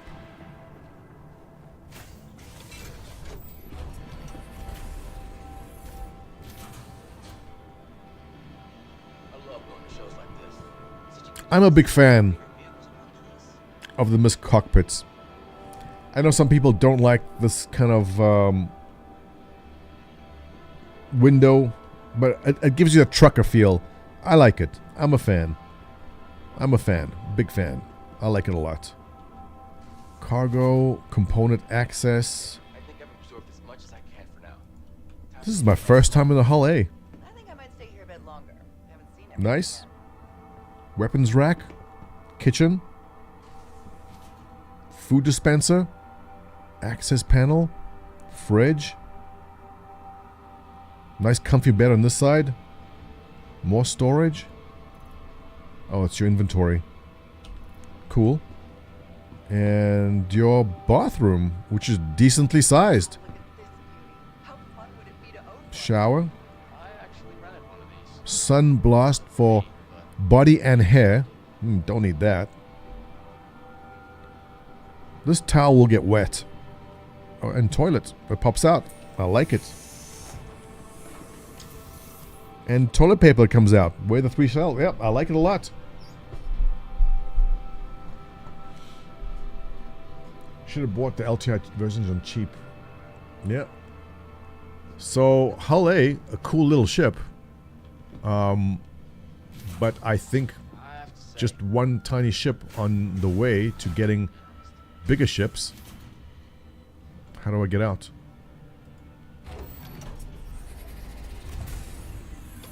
Oh, there we go. What? No. Thank you. Cute little ship. Get in game. Alright, this is the military version. Starfarer Gemini. UAE military uses adapted rough and tumble variant of the Starfarer for their own frontline operations. The G2M Gemini, more commonly the Starfarer, trade capacity for maneuverability in exchange for reinforced armor, increased shielding, more powerful engines, stronger versions of the 3-man turrets. Chat, does anyone own this? I think at some point I did have one.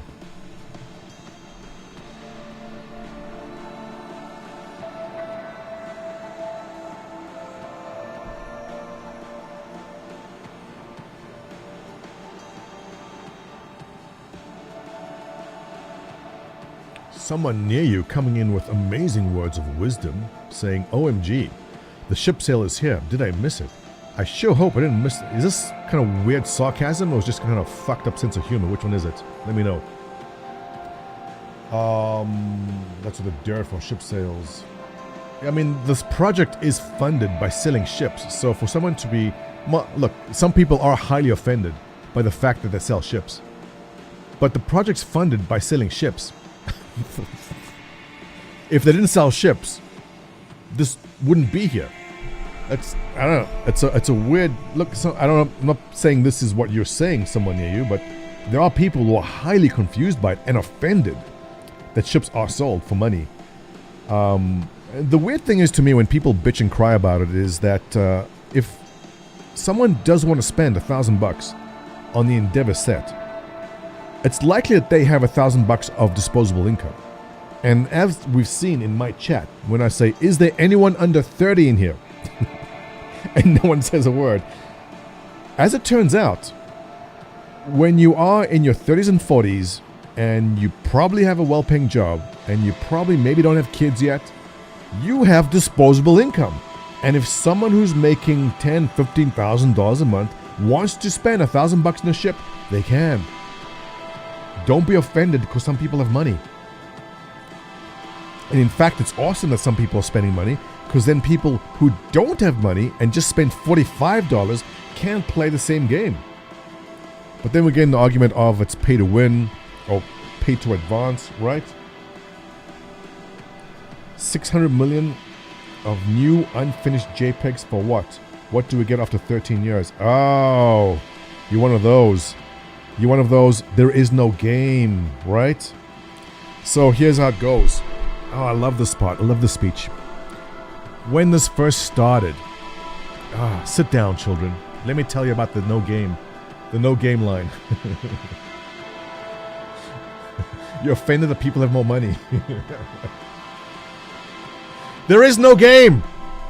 When the hangar module came out, we said, there's a hangar module, but there's no game. And then they expanded to the first station. They go, there's a space station, but there's no game. And then they made more planets, and then you can fly from space and land on a planet, but there's no game. And then they said, okay, there's a bunch more planets. Now there's Arcorp, an entire planet made of a city, but there's no game. And then they put in more points of interest, and more ships, and more moons, and more game loops, but there's no game. And now Pyro's coming. There's another star system out there. Now there's 2 star systems. There's a whole bunch more game loops. But there's no game. There's $600 million. But what have they done? There's no game. And then there'll be Nyx and Spider and 3, 4, 5 more systems and more game loops. And then there's going to be bounty hunting where you have to catch the guy and put him in a... But there's no game. And there will never be a game because the goalposts keep moving. There's no game because the goalposts will keep moving all the time. There'll be 10 star systems and 10 more game loops and refueling and exploration and base building, but there's no game. We'll be $1 billion in and there'll still be motherfuckers out there saying, oh, there's no game. It's just the goalpost will keep on shifting. It'll just keep on moving. Thank you for coming to my TED Talk.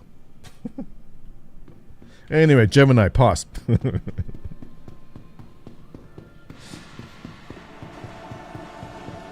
What we got here?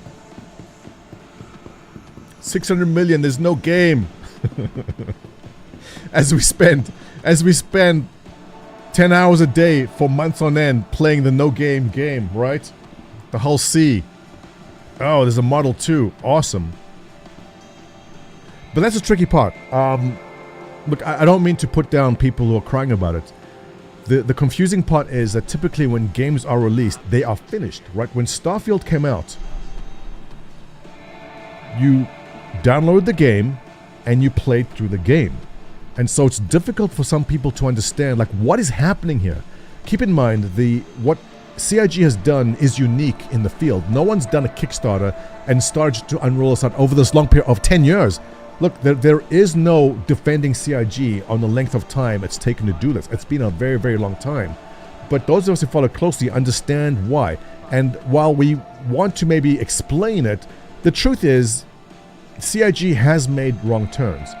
They have not gone from point A to point B and go where it's done. They've gone point A and zigzagged and gone back and removed entire things, redone entire things. It's taken them 10 years to get here. Now, if there was an existing engine in place, if this was Red Dead Redemption with an existing engine and all you gotta do is change some characters around, put in some dialogue, it would be very different. But they've basically built Star Engine from scratch off CryEngine, and built it up to the point where it's doing what they need to do. It's taken 10 years.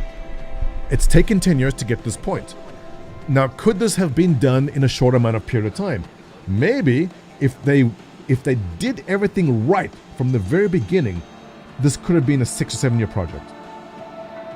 But because there was no exact clear path, how do we get from here to here?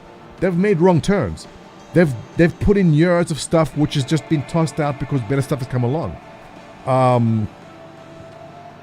We cannot honestly say that it's been great and it's been easy. It's been tough. It's been difficult.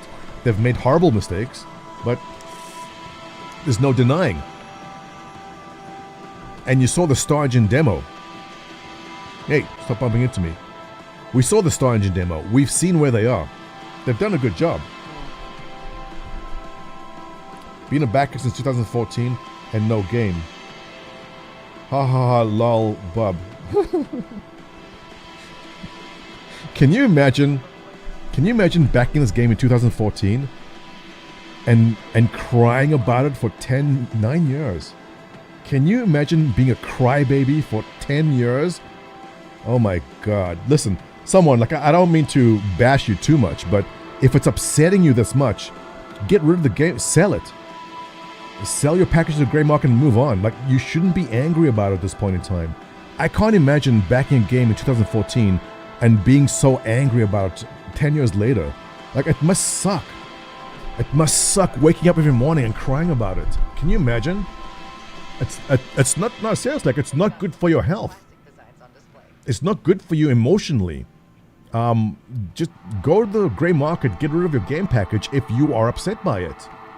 But to come and say there's no game, what do people do? I'm looking at my Discord. There's people playing 5-6 hours a day, every day. What are they doing? What are they doing if there's no game? Are they just delusional, maybe? I guess it depends. No, this is a fascinating line of questioning, I guess. How do you define a game? And I think going on back onto my example of Starfield, you download the game and there is a game to play. So the answer to that is Squadron 42, I guess, right?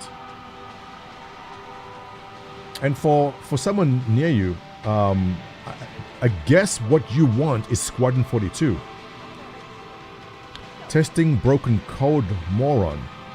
Oh my god, guys. I think he's calling you all stupid. You see, everyone in here is stupid. The only smart person is this guy somewhere near you. I think we should be honored that someone of his intelligence and insight is here to school us on this shit. Thank goodness. Thank goodness a person of your intellect is here to shine your light upon us and illuminate the wrongs. Which apparently, how many people backing this thing? Like 500,000 people? Everyone here is wrong, except him. I think that's the thing which I would also, if, you know, I try to put myself in people's position like that. Where you think everyone is wrong and you're the only right one. It's weird. F cough. Yeah. Can I ban? I don't even know how to ban off YouTube. I've never done a YouTube ban before. Hang on there a second. I want to see. How do I ban off YouTube? Go to channel, remove, hide user on this channel. I don't even know if I can ban people off YouTube. Hide user on this channel. Yeah, listen, I think we're all highly insulted. No, we're gonna keep him. We're gonna keep him as a pet. You're staying. We're keeping you. I think it's adorable. No, we're keeping him. It's awesome. He's our new pet. Well, listen, also, we should be kind of privileged and honored to have an individual of his vast intellect to explain to us how there's no game, right?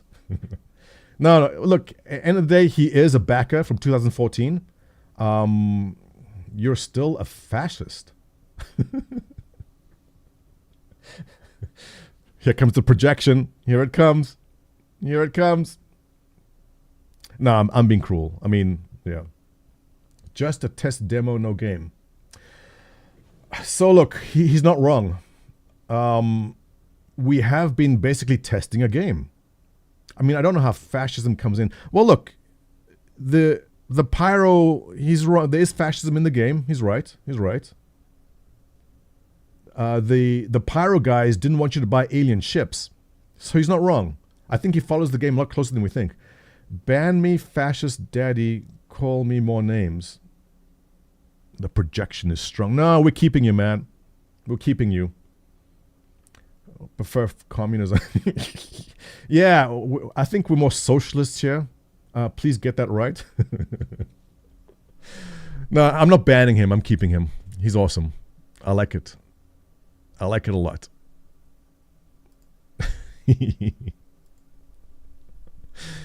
I can't ban. I don't have the heart. But in all honesty, look, there's people who are angry.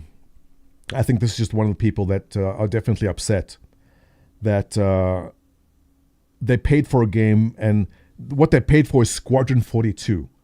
And because Squadron 42 is not out, right? Therefore, there's no game.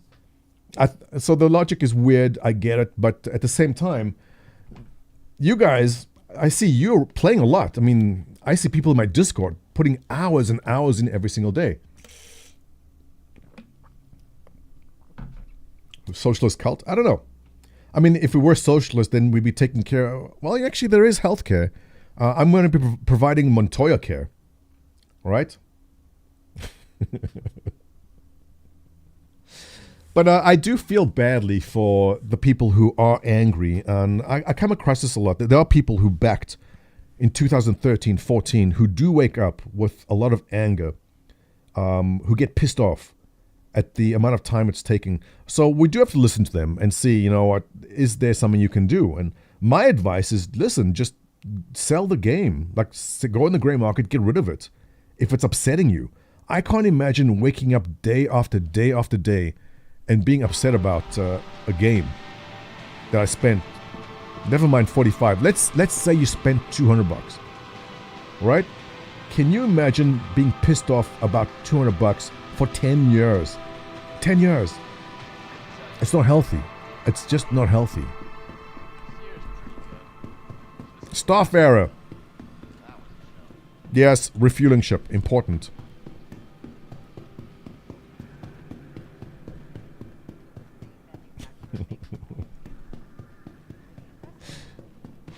But the irony is, for our friend over there, and I fear this will be the same issue for a lot of people, is when the game comes out, it will simply not be enough. Doesn't matter how many game loops, or how impressive the technology is, or the replication layer is working so there's no more 30Ks, it will never be enough. There is nothing. This is why Half-Life 3 is never going to be made. He is exactly the reason why Half-Life 3 will never get made.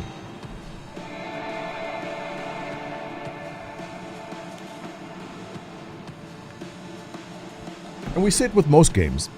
When Starfield came out, I'm expecting a Bethesda game. I got the Bethesda game I expected, excuse me.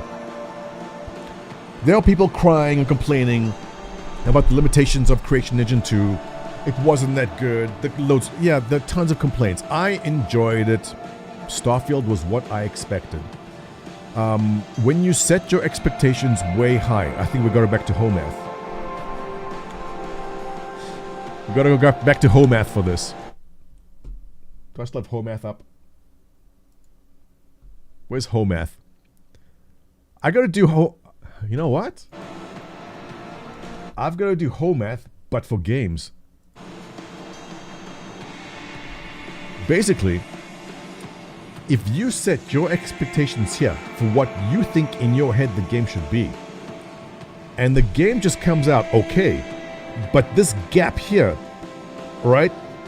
You will spend all your energy complaining about this gap rather than simply enjoying the game for what it is. That's all it.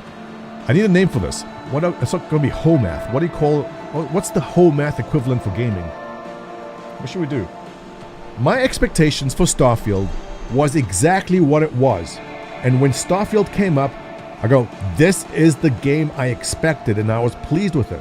Other people expected Starfield to be here, and when Starfield came out here, they lost their minds.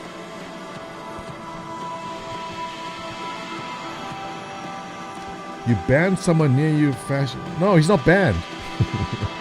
I just muted him from the channel, but he's not banned. He can still watch. He's my pet. I'm keeping him. I think Cyberpunk was a finished game. Great example too, alright? Cyberpunk, but look, here's the thing. I understood what happened to Cyberpunk. You understood it too. They said, this is the game we want to make. The investors go, you got to get this game out now. They delayed a bit, investors get this game out, the game came out, it was broken in some sense. Now, was the story broken? No, I love the story. Were the graphics terrible? No, I love the graphics. Were there some gameplay elements were screwed up? Yeah, look, the cop mechanics were screwed up. I feel they could have improved on... The game ran fine for me. The game ran perfectly fine on my PC, but it came out on consoles which screwed up badly. So, I'm not touching the console part of this, alright? What are people still going on about? Krobitz? If this account stops sending messages, he banned me as well? What? I missed. What's Krobitz going on about? Oh, we're past that. Is there still more happening?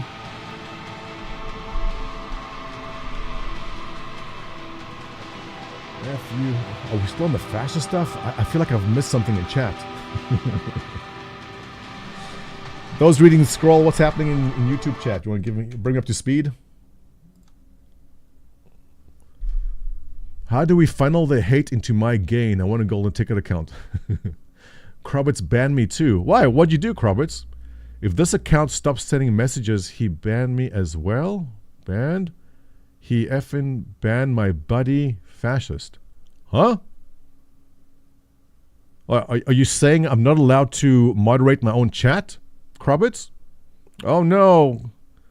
Oh no, Krobitz is calling me names. Oh no. I don't know how we'll survive. But listen, you're free to have opinions, but if you start derailing chat, then you gotta be hidden, right? Yeah, I mean, you're not banned, but you can't derail chat continuously. Yeah. He made a whole account to hate on Star Citizen. I don't... Is C. Roberts... I don't recognize the name, but I think he's been here much. I've never had any problems with him. But look, when you start derailing chat, I mean, you got to take a little break. I mean, I know you'd like to be the main character. if you want to be the main character, go start your own channel and go cry about how bad the game is there, I guess.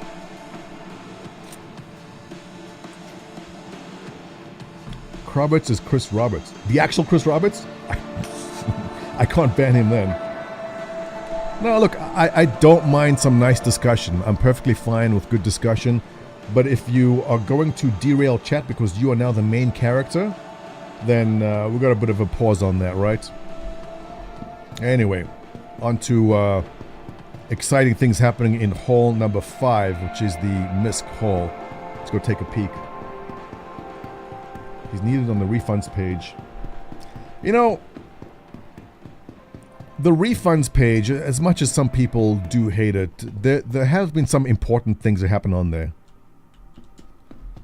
There was a story many years, I don't know if you guys remember this, but there was a guy who needed a refund on Star Citizen, and he had some kind of degenerative issue where he was losing the ability to use his hands or his arms.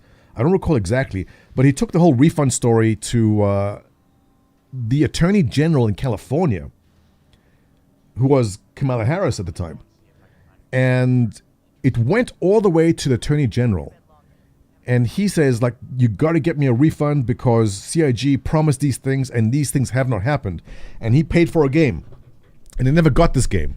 And he goes, I didn't sign up to wait for 6, 7, 8 years for this game, which isn't coming, and I'm losing the ability to play this game because I'm losing the ability to use my hands, which was a legit thing. And I guess the case was thrown out eventually, but CIG did update. They have to do a lot of rewording of their policies and understanding what your pledge and what your donation, I guess what your pledge is. It was an important phase for CIG to get through. And once all that happened, this guy who was crying and pushing for a refund ended up buying more ships. Anyone remember that story? After the months and months of pushing the story to the Attorney General of California, he ended up buying more ships at the end of it. I think he had some kind of impulse control problems. You're saying that it's manipulated marketing or something. But that was the story with that. But I mean, I'm not making fun of the situation. He was right that he pledged and they said a game is coming.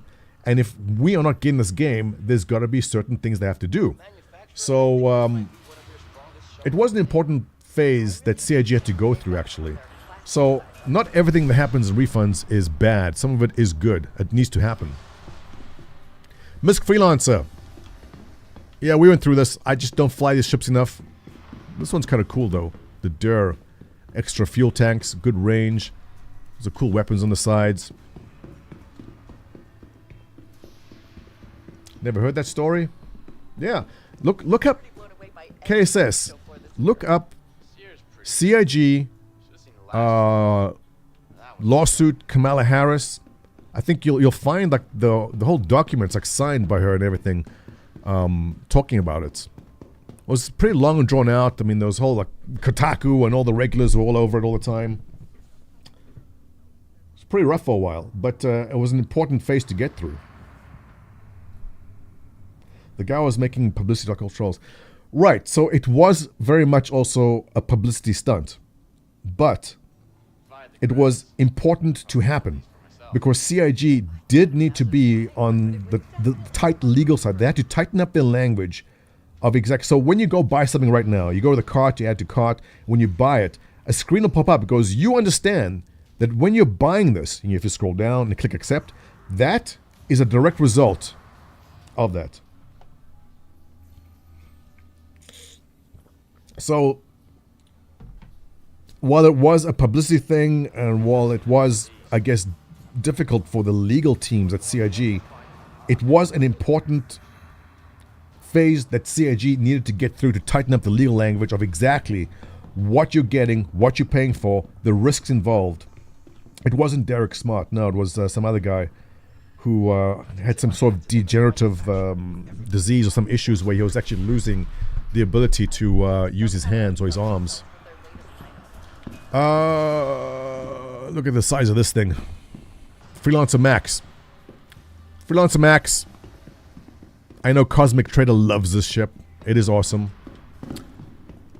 I just don't fly these around. I think still it's a crowd favorite. It's very unique. Not for me. Actually, none of the freelancers are, but there we go.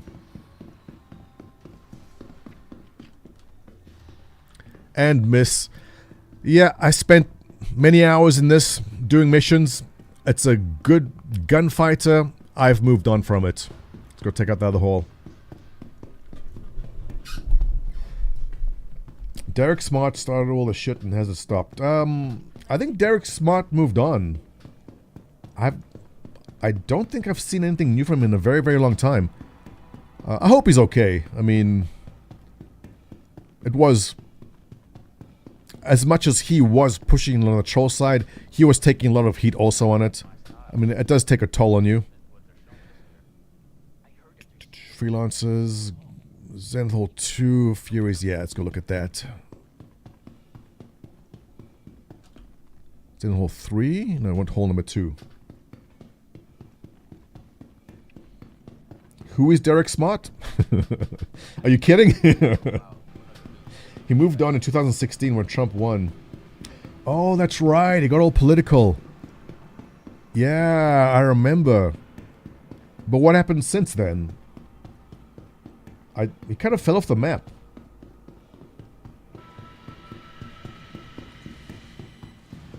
An old nemesis of Chris Roberts, yeah.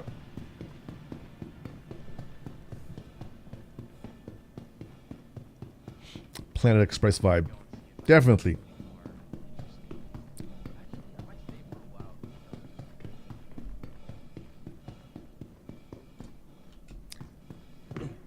Zenith or Zenith Hall 2. Let's go take a look.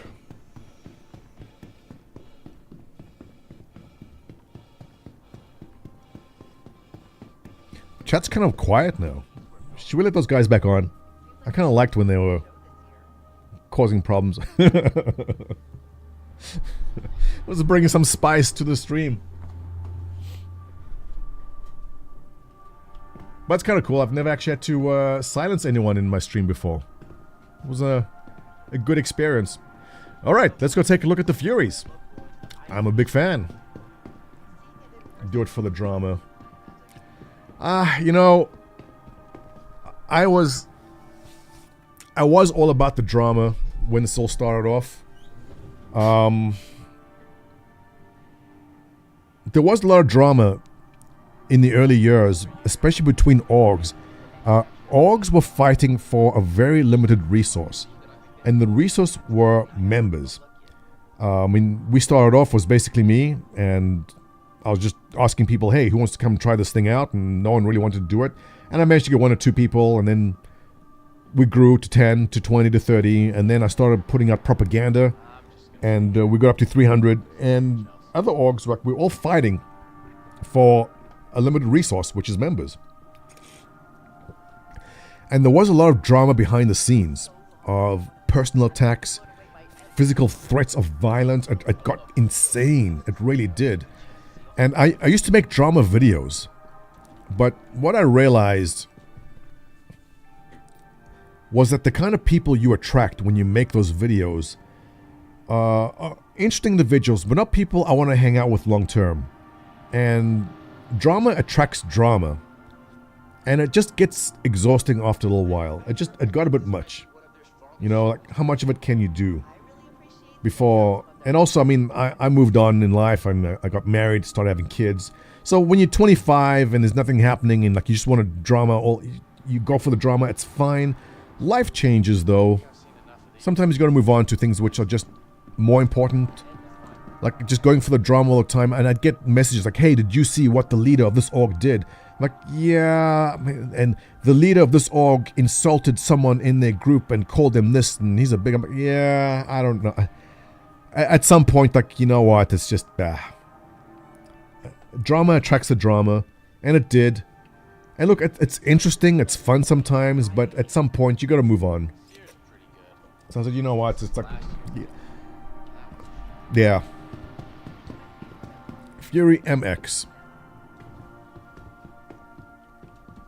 I love these ships. They're so busy. There's so much happening in it. All these things open up. We actually had, who was it, Alex, who came into my stream, who actually designed the ship.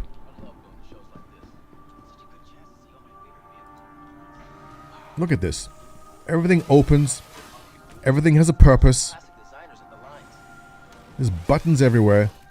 This is gold standard.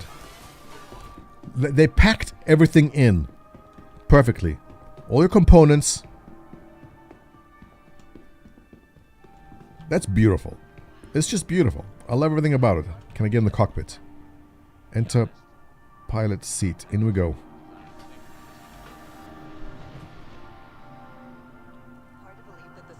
Seat comes out to meet you. Yeah. Yeah, they've done a good job. And knowing their I'm a fan. I'm a big fan. And it's a cheap JPEG. If only there was a game. If only we had a game to play with this ship. Is this the one that has the shield that comes down? Blast shield? Yeah. How awesome is that? I love it. Although I don't own this one. I'm not sure about the use of a missile ship, missile boats. But I do love the design. I love everything about this ship.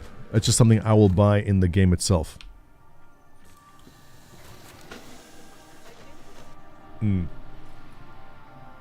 Too bad we can't fly surf without loading screens. Well, look, Jeff. We need a game, right? If only there was a game to play. Ah, the racer.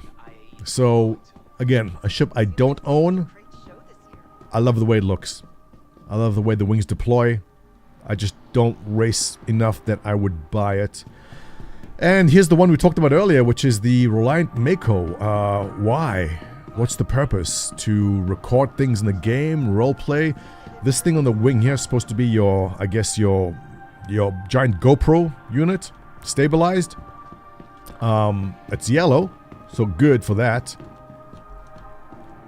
I don't... Test Squadron logos, always good. The Furies have ejection seats? No.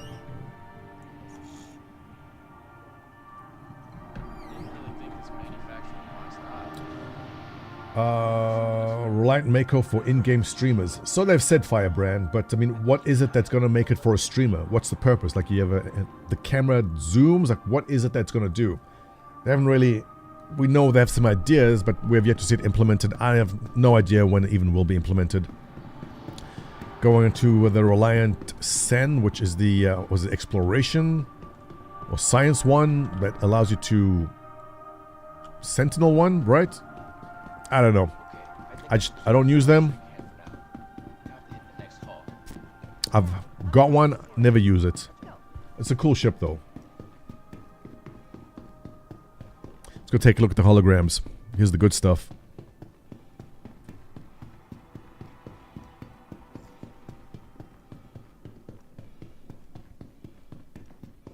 I just know that what's his name and the other guy are hate watching right now. Have you ever hate watched? Do you guys hate watch videos?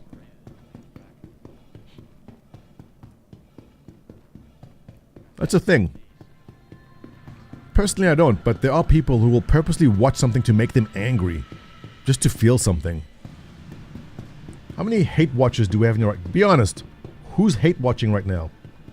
Chat, I know at least 80% of you are hate watching me this very second. Be honest.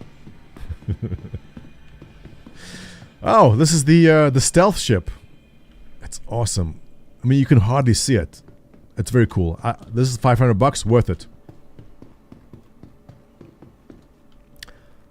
I am here. We've got the razors and then, all right. Razor ships. Since the Fury came out, I'm not sure why you'd want the racer. I mean, those of you who race, is there a big advantage to these ships? I don't know. I have the stealth one because it's black. I like it. It's cool. Has a low sig. Probably has some uses at some point. But for racing otherwise, I'm not sure about that. We all hate watching this fascist stuff. Yeah, what does the fascist stuff come out of? I want to know how fascism came into the stream because, I mean, we've been very open about our communism since the beginning, right?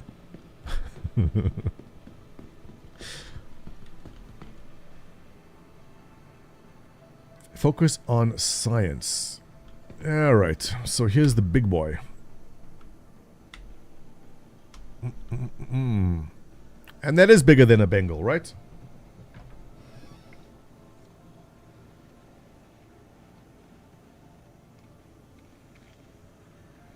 The Razor X is a space Lambo. Is it? I guess it's kind of sleek looking. I mean, I like the look of the black one. I'm a fan, but I can't say I've used it much yet. I'm hoping it will have a use. Hero Devillian. Happy Friday to all test. Hey, welcome. You missed the fascism part of the stream though. I'm trying to fix my fleet without putting any more money into the game. I saw the 600 entrepreneur pack. Do you have any advice? Yeah. I don't know what the entrepreneur pack is though, so maybe Chat can help you out. Hero, it depends what you're looking to do. What is it you're trying to do?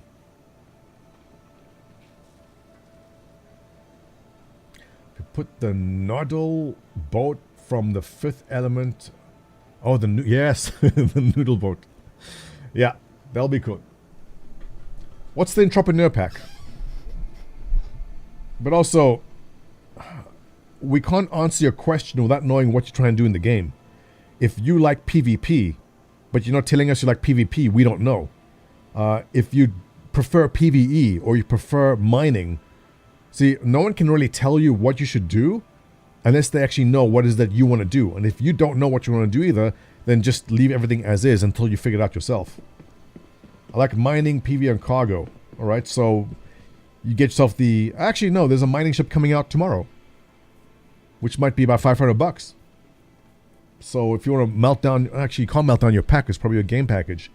I don't know. I don't think anyone can give you advice because you're the only person who knows exactly what you want to do in the game. This thing looks weird. This is the science version of it. Although the front part detaching will be cool. Yeah. Endgame ship. No idea how it's going to work out. We'll see. Alright. Expanse. Flying refinery ship. Saddlebags come off. We refine stuff. It's probably going to be important. I don't do enough refinery and mining to give you an opinion. If you're into refinery and mining or you need a friend to refine your stuff, maybe. I can't speak much about that. Not my wheelhouse. And the exploration Odyssey.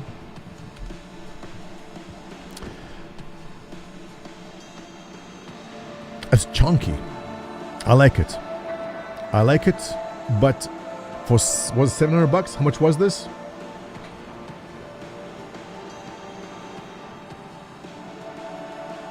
Melting that expanse with the new Arasta coming in.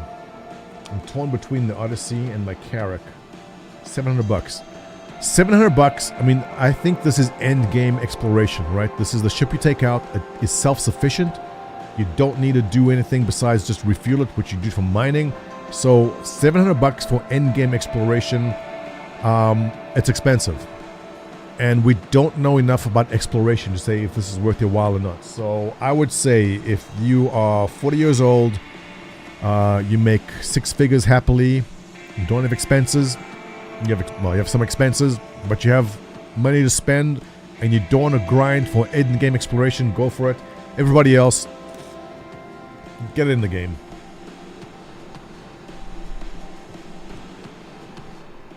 That's it, right? Not gonna lie, I'm kind of disappointed there's no surprise ships. I thought if there's gonna be a surprise, I mean, the Arasta is, I guess, kind of a surprise, but we know it. I was expecting some weird concept alien ship, which did not arrive. I thought MIRAI for sure was going to do it. But tomorrow will be the roughly $400 to $500 Arasta mining ship. And from what I'm seeing in chat, it's going to be pretty popular. It's going to be good. So, any questions about what we've seen yet? No? Good. We're done. Whew. That's enough playing that game. You guys want to do more home math? Such a good channel. Background on him. Find a felon. What? Home math. Obsessed. I gotta do one more of these. With me, and I don't really care, or I'm super into them and they do not care about me. I need somebody to explain the psychology behind this. I don't understand this. This is either value differences or it is a niceness ick, which I believe can lower attraction, or it's both. I spent some time in this area early in life, and nobody paid any attention to me except for girls that I didn't want anything to do with. The red lines are relationships that we don't want public. I also was socially awkward, so I didn't spend any time. We gotta do this for gaming. I need a name. What do we call it?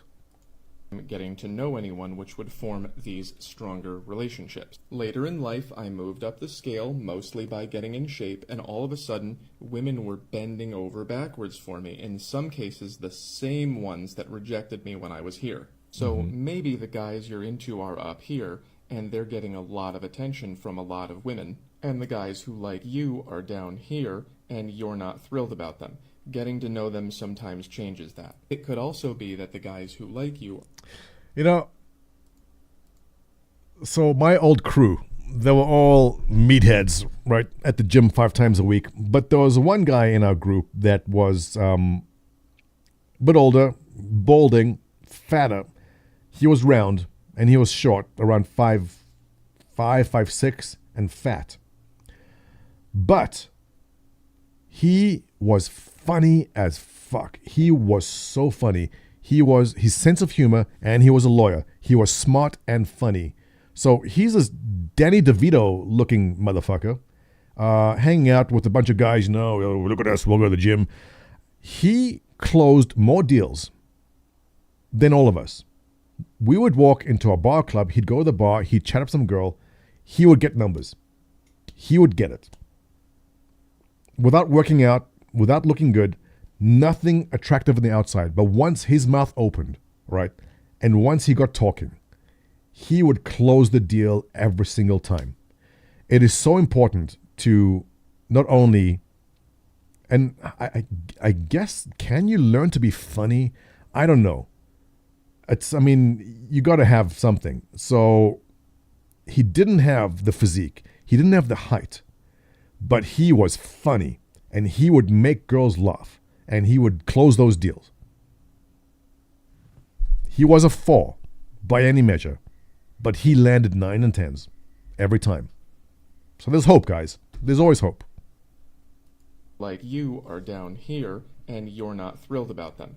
Getting to know them sometimes changes that. It could also be that the guys who like you are throwing investment at you very early on, which might lower attraction because it's kind of like saying, I don't have options. And girls like guys with options. What do you think? Is this your situation? Is this it? Or is it something else? Awesome. I love the way he explains things. But the other thing with my buddy there was that he was a lawyer. All right. And I think that counted for a lot. But then again, that's a reflection of intelligence. So while he didn't have the physique or the height, he had the intelligence, he had the job security, right? And he had the humor. And those things made up for anything else. So you might not be 6 foot, but if you can at least have one of those, either the job security, the sense of humor, what's the other thing I said? So no norm for normies. Look, there's always hope, but the thing is, you also have to improve yourself. A big thing also is self-confidence. The thing is, he walked into a nightclub with us. No one was turning around and going, oh my God, look at that guy, right? But he had confidence. He was shorter, he was balding, he was fat, but he was confident. And that counts, right? When we walked, we had a strategy. I guess, I don't know if you guys actually go to bars and clubs, but when you go to a bar and club, don't be intimidated by the most beautiful girl in there. In fact, go to the most beautiful girl first. Because the worst that can happen is she rejects you. All right? And from that point on, because you've been rejected by the most beautiful girl, everything else is just fine. He would go to the 6-foot blonde supermodel and go, hey, how you doing? 9 out of 10 times, she'd take a look and go whatever and reject. But there was that time where they go, oh my God, you're the finest guy ever, and they hit it off. The thing is, he had no problem. You got to have the confidence, right? The confidence is one of the most important things. Oh my God, Griffin. Griffin's here, we have to behave. Actually, no, Griffin's here. We'll do some Joey Swole, all right? On to the gym part. So I think I have to mute this because of YouTube. Anyway, this girl's doing a headstand, and she's going, this guy's getting a free show. How dare he have a free show? Free ticket to your favorite show? That's pretty arrogant. I'll never understand this trend of filming yourself to post on social media because you want the entire world to see, but making a big deal if one single person looks at you in real life? That doesn't make sense. And don't zoom in on people and make them the subject of your video without their consent. And did you ask yourself, why is he looking at you? Maybe because you're doing headstands in the middle of the gym. Anyone would look at you. I would look at you. That's normal. But no, you'd rather post a video on social media, laugh at this man in your caption, support comments laughing at him, and even support comments saying that he's falling in love with you? Really? Did you ever stop to think how he would feel if he saw this video or the comments, or if he has a significant other, how they would feel? No, because all you care about is likes and attention at his expense. You need to do better. Mind your own business. I'm taking that line. Griff, you missed, read some guys in chat that were calling me fascist, which is highly insulting because everyone knows about our communist tendencies here. But basically, a guy came in complaining that there's no game, so I had to do the whole there is no game spiel. It was awesome. We'll probably catch it later.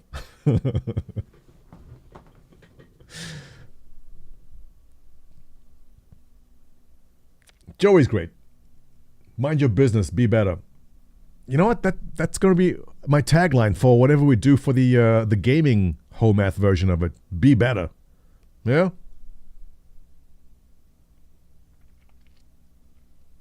No, Griff, you miss. I think you've possibly come across these guys too at some point or another in your streams. It's people. The one guy backed the game in 2014 and is still upset by it. And I was just talking about how how it's unhealthy to be angry for 10 years at this point, right? This channel has no competent moderators. Mammon, why would we need competent moderators? Do you know where you are? Well, I mean, do I have viewers? How many people are watching us? What's my viewership? I don't have the number in front of me. I guess at some point you probably need mods, right? When do you need mods? Do I need mods? Can you have mods on YouTube? Is that a thing? Griff, you know this. Are there mods on YouTube? Hey, KSS, do you want to be a mod? You're here all the time. Yeah? How does it work? How do you mod people on YouTube? Let's see. Who is a regular here? Who wants to be a mod on YouTube? Actually, maybe there's something I should probably look into and not just do randomly during a stream. Check a YouTube video. Hey, KSS, I don't know who the hell you are. I mean, you could be anyone. Do you want to be a mod?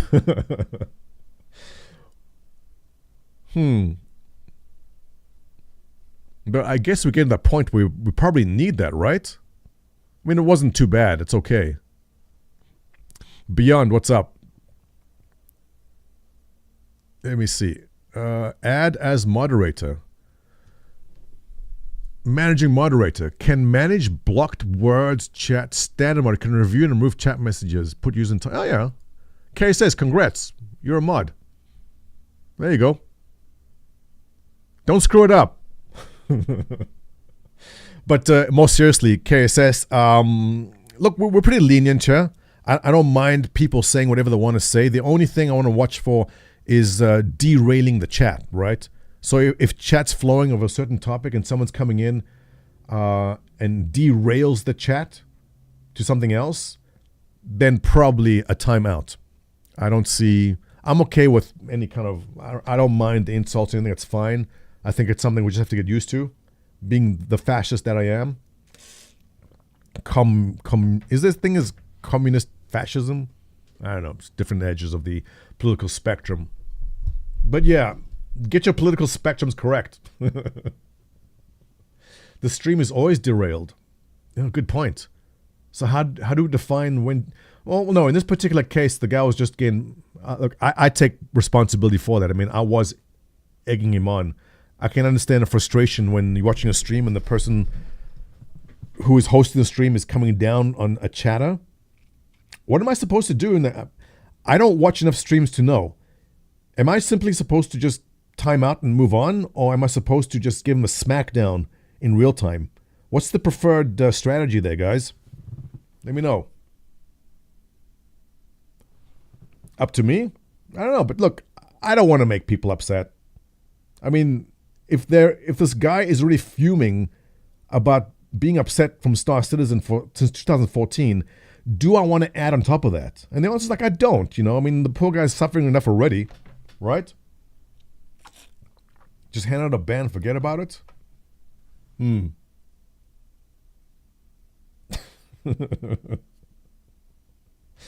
we're looking, I didn't bother look, do I have to look at the profile? I don't know. Look, Star Citizen is, I don't want to say the unique position, but Star Citizen does have an interesting spot of being a game which has a very dedicated hate community. And the individuals who do it either for fun or serious do give a lot of the streamers a hard time. So I guess because I'm big enough as a streamer now, I think there's like 20 people watching me. I guess I'm just one of those targets now, right? You change channel when mental health stuff comes back in 5 minutes.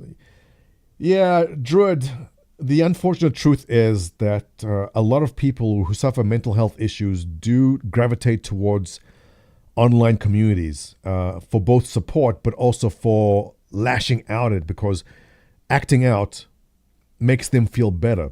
It allows them to project.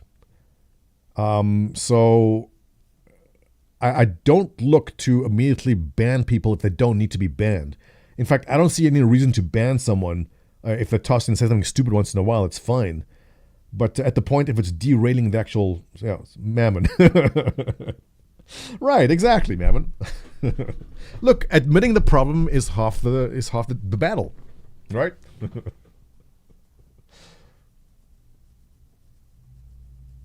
I mean, so typically the people who are suffering a certain level of mental illness as it is, if lashing out is making them feel better, then let them have a bit. We'll let them have it. How to spot a gym bro. I can't play the music. Yeah, anyway, so you guys want to do more Nicole or what? What do you want to do? Oh, Griff, we started a new segment. It's called Ho Math. Excuse the terminology. I can't do anything with music. What was a good one? Let's see. I'm going to bring Griff up to speed on this. Not that you need it, because you're happily married at this point in time. Okay, how do I stop getting DMs from middle-aged men? Get off the internet. Okay, that was good. I like it. Your 20s are supposed to be when you travel, make mistakes, No. date around, get drunk, party, stay up all night. No, don't do that. At least she's making some good choices. We have this idea in our culture, like the choices that you make in your 20s don't matter. This is the quality of your choices and its effect on your future, and then this is age. And everybody agrees that your choices matter in school. And everybody agrees that adulthood is for hard work and responsibility. But for some reason, a lot of people talk about your 20s like, hey, f*** them, throw them in the garbage, who cares? And this is not how it works. This is how it works. There's a separate one for boys and girls. And I'm not saying that girls' choices don't matter. I'm just saying you can mess up pretty bad and someone will dig you out of here. So as we all know, your choices begin to impact your future. On the topic of TikTok being toxic, no, listen. It's a platform. TikTok is a platform. It's definitely done very well. I mean, it's not the platform it was 4 years ago. And it's definitely not the platform it was 3 years ago. But to ignore it, what's the other social media? I want to see a growth chart. Let's see. Is there a growth chart of TikTok versus other social media from 2022? TikTok's in black. Right. Take a look at this. Let me hide this chat. When TikTok came out, I mean, it came from Musical.ly, which was the music app. Originally, TikTok was mostly a bunch of girls dancing around in bikinis. But as the demographics grew, which are watching and using it, the content has changed also. So I have the algorithm of TikTok set to breaking news. I've got financial news, global news, local news, various topics of interest like hoof trimming. I don't know why. I don't know why hoof trimming became a thing. But for some reason, the algorithm gave me a video about this guy trimming a cow's hoof. And I keep on getting them now because I watched one of them. How the algo works is the more time you spend watching a video, it goes, well, we're going to send you more of these now. And now hoof trimming is a thing. I don't know why. So anyway, TikTok as a platform itself, the demographics have changed from teens and preteens to adults. And whether it's political news, whether it is just financial news, whatever you want, all your news outlets are on there, right? So don't look at it as a platform that is cringe. It is just a platform. What you use it for will vary.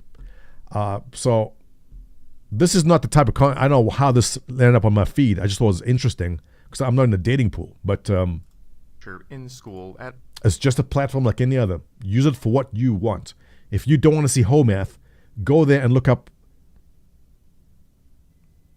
PC tips or fixing your car or how to fix your motorcycle. Whatever you want's in there. Whatever you want. About your teens. Hoof trimming and the pimple popper. Right. So I'm not the only one to get the hoof trimming. Oh, okay. We're gonna do is it Nate the hoof guy? Nate, is this it? It is him. This is it. I don't know why I got these. I just started showing up on my account and I can't stop. I can't stop. So picking up this cow's foot, I can see there's a hole there. And when I'm working with my hoof knife, I can feel individual stones in this hole. What happens is cows, when they go from the outside environment to up onto concrete, those rocks can get embedded into that sole. I know more about taking care of cows' hoofs now than I care to know. But I think it's fascinating. And over time, they can actually puncture as well. A cow weighs anywhere from 1,000 pounds up to 1,600 pounds. So if you have some stones... Look at the way it comes off. The horn just peels away like cheese. Some small rocks in that and they step onto concrete, you can see how that would penetrate and drive right into that sole. The spray I'm using is called chlorhexidine. It's an antiseptic. What the rubber block does is elevates that injured claw off the ground and keeps her from walking on this damaged one. No, I want the British hoof guy. Who's the British guy? Do you know? No, I want the British guy. Not Nate. There's another one. The hoof G. Is this him? Would you look at that? How on earth? There's a huge... Guys, you can all see the problem right away, right? There's a massive rock stuck between the two hoof horns there. This poor animal is in a lot of pain, and the hoof GP here has to take care of it. Stone right the way up in there. Look at that. So she's also got a white line problem here, which looks like it's healed up. And there's a white line defect. And the fact that I know it's a white line defect shows how much I've learned. I think it's pretty safe to say that that there is the problem. No, don't blunt your knife. Don't use your knife. Just grab with your fingers.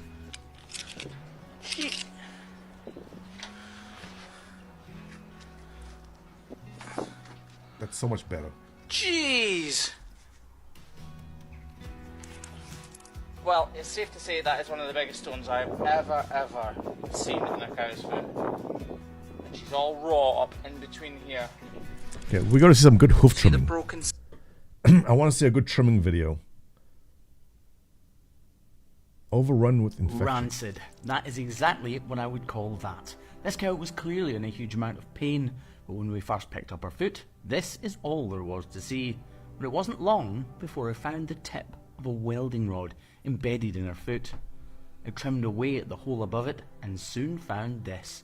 A hidden pus-filled cavity, which was the root of all of this cow's problems. I used my trusty razor-sharp knife to trim away Can I be showing outer this? hoof horn and release I'm not sure I can show this. Can I? There's maggots on the... No, just give me a nice trim. Are they... I don't know. Let's just skip that. I just want a normal rock. This hoof is much bigger than it seems. Just wait till the end till you see. That one has music. The stone we saw. And now... Yeah, okay, the rest of the stream is just going to be hoof trimming. Sorry, guys.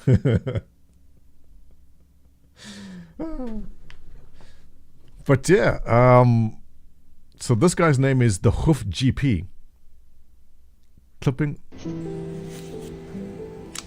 Now these are some long dew claws. They're hanging off the back of a cow's ankle, and when they're this long, they need to go, and it's my job to remove them.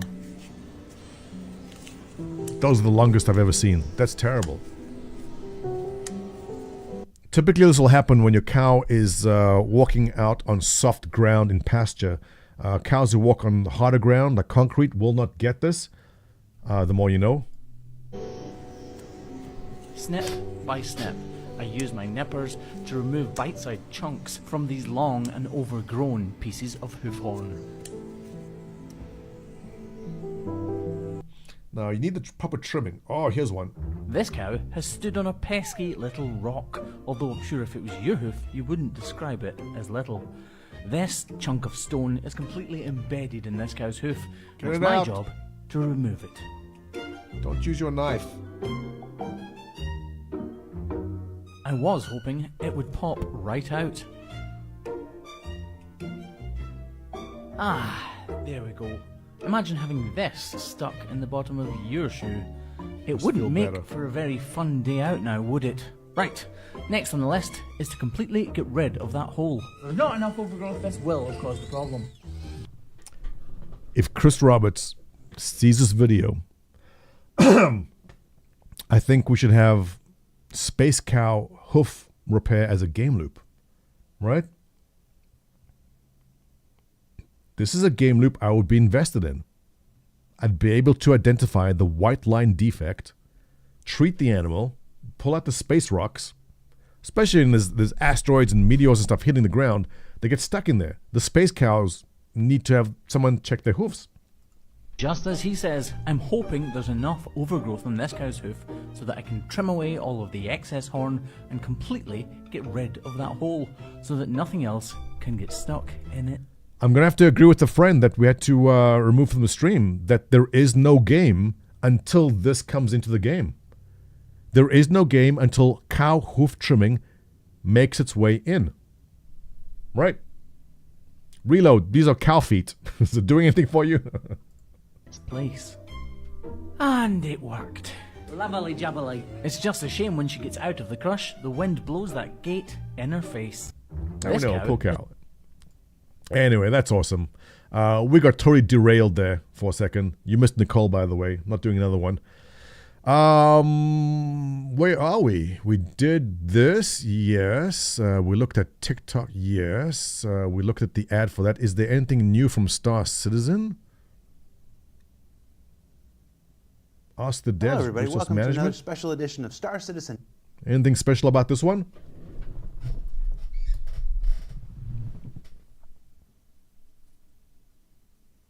Star Citizen, gross egg-laying cows must be nuked from... Mammon! No! Those cows are important to us, all right? Anybody watch this videos? Anything worth catching up in there?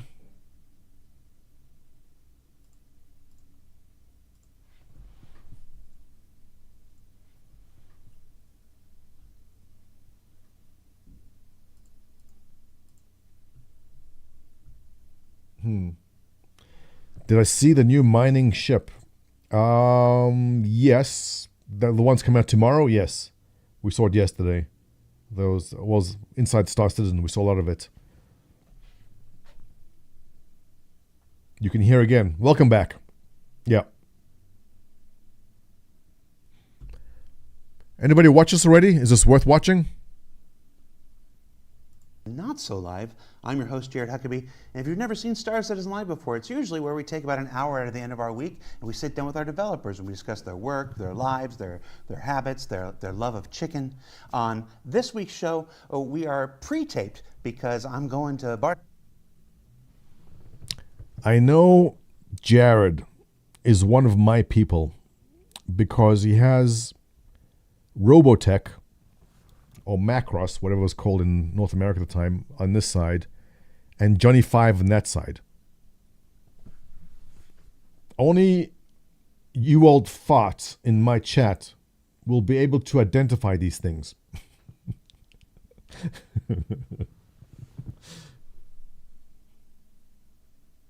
No, not that he's Jewish. Gen X, right? Citizen Milan this weekend, and we have a special guest here in the studio available to do a show live, so we thought we'd take advantage of that. Joining us on the show for the first half here are esteemed members of the EU-PU feature team. We got Torsten and Guillermo. Torsten, Guillermo, welcome to the show. Oh, thank you. Glad to be here. There's nothing wrong with love for chicken. There's nothing wrong with love for chicken. Thank you. All right, so you're here today because you presented the resource management presentation at CitizenCon this year. And we collected some questions and we tried to do a follow-up show about 2 weeks ago, and we unfortunately had some terrible network and computer-related problems. We weren't able to finish your show, so thank you for being here. Torsten, can I ask, what brings you to Manchester in person? It wasn't this. I don't have that kind of budget. No. So actually it's two reasons. So one is the restructure that will happen next year, so meeting the folks that come over from the squadron team and get to know them, so because they will be working closely with me on the PU. And the second, more important for the community, is actually the release, or the soon to be released structural salvage, because we have our go no go at the end of the week, and because of the importance of the feature, we decided it makes sense to come over and help the team to get it ready. Well, that's the virtue of Frankfurt just being a hop, skip, and a jump over the channel anyway. Yeah. So, all right. So a few weeks ago, we put up a thread collecting questions. We collected those questions from you, the Star Citizen community, and let you vote up which ones you wanted to see answer most. Then Guillermo and Torsten went through the questions and pulled the questions that they felt they had the best answers for, and we're just going to jump into it. Tell me what happens. The first question, which actually is sort of answered by our SRV episode that just aired yesterday by the time people see this. Will soft death ships be repairable? We know from ISC the answer is yes, but can you give us any more information on this? How does this work? So the first thing is that soft death is a bit of a temporary solution. We don't have the full damage penetration. We showed a placeholder for it at CitizenCon. I think everybody saw the Maelstrom presentation with the ships breaking apart. Mm-hmm. So that's going to be part of it. What we right now have for soft death eventually will be more of a systemic thing, in that some ships, if they kill your power plant or they kill all your relays, or you have, a very bad crash landing and you no longer have wings, or, your ship is no longer able to fly or to move under its own power, there will be some degree of repairs you can do manually if you get spare parts or, you've got engineers working on it. But as you mentioned, the SRB is also the solution when that ship cannot fly. There's nowhere to repair it on the field. You just throw it back to a base and do the regular repairs there.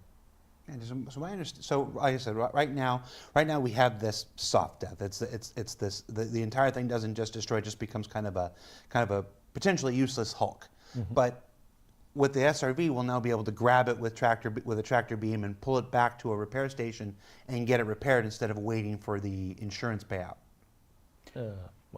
The repair isn't in yet, so you will be able to move it, and but repairing, I think, doesn't, like, we didn't prepare it for that yet. So there is no drop-off points yet with the SRV, but for the future, that will be the case, that you have like the dedicated drop-off points where you can then fix the ships that you cannot repair on site anymore, especially the bigger ships with because there's the concept of size 1 and size 2 ship items you can replace, right? You can pull them out with a tractor beam and pull something or push something back in to that, whereas with like the bigger items, size 3 and size upwards, you cannot remove. So if they are destroyed, you lost them, and then you need to bring the ship that is now dead in the water into the hangar and have it repaired there. Gotcha. So after 322, some version of you'll be able to bring the soft death ships back to specific places to get them repaired, so you can bypass the recovery thing. And then, of course, as Maelstrom and more elements of the physicalized damage system comes online, soft death itself goes away, and it just becomes, your ship can now be disabled through a variety of methods, and therefore resolved and fixed through a variety of methods. Okay. Next question: with the implementation of the engine. Do you guys mind watching at 1.5? I don't know if it bugs anyone. I just find it's more efficient time-wise. Does it bother anyone? No? Engineering role, how hard will it be for a solo player to fly a multi-crew ship like the Cutlass, Constellation, or anything bigger? So it will be harder, but only it will be harder if you have a ship that already has a certain age. So if you have your brand new ship that you just pulled out of your hangar for the first time, the wear and tear is non-existent on it. So that means that there is no maintenance required. So if you prepare the energy management on the ship, no matter how big the ship is, you can fly it on your own. But does it really make sense? Because then you are suddenly on the move, then you might get attacked, so parts will get destroyed on your way. That will result in, you from the pilot seat have to get up and then walk over to those destroyed pieces and repair them. So yes, you can do it, but like it will be a real pain to actually maintain your ship. So This is pretty consistent with the messaging we've had since the beginning of this. We introduced the idea of the engineer role at CitizenCon. Where they're fielding these questions from? We pulled the Thorsten line from the fix of fire presentation, followed by. Are these questions from Spectrum? Where are they from? 2952.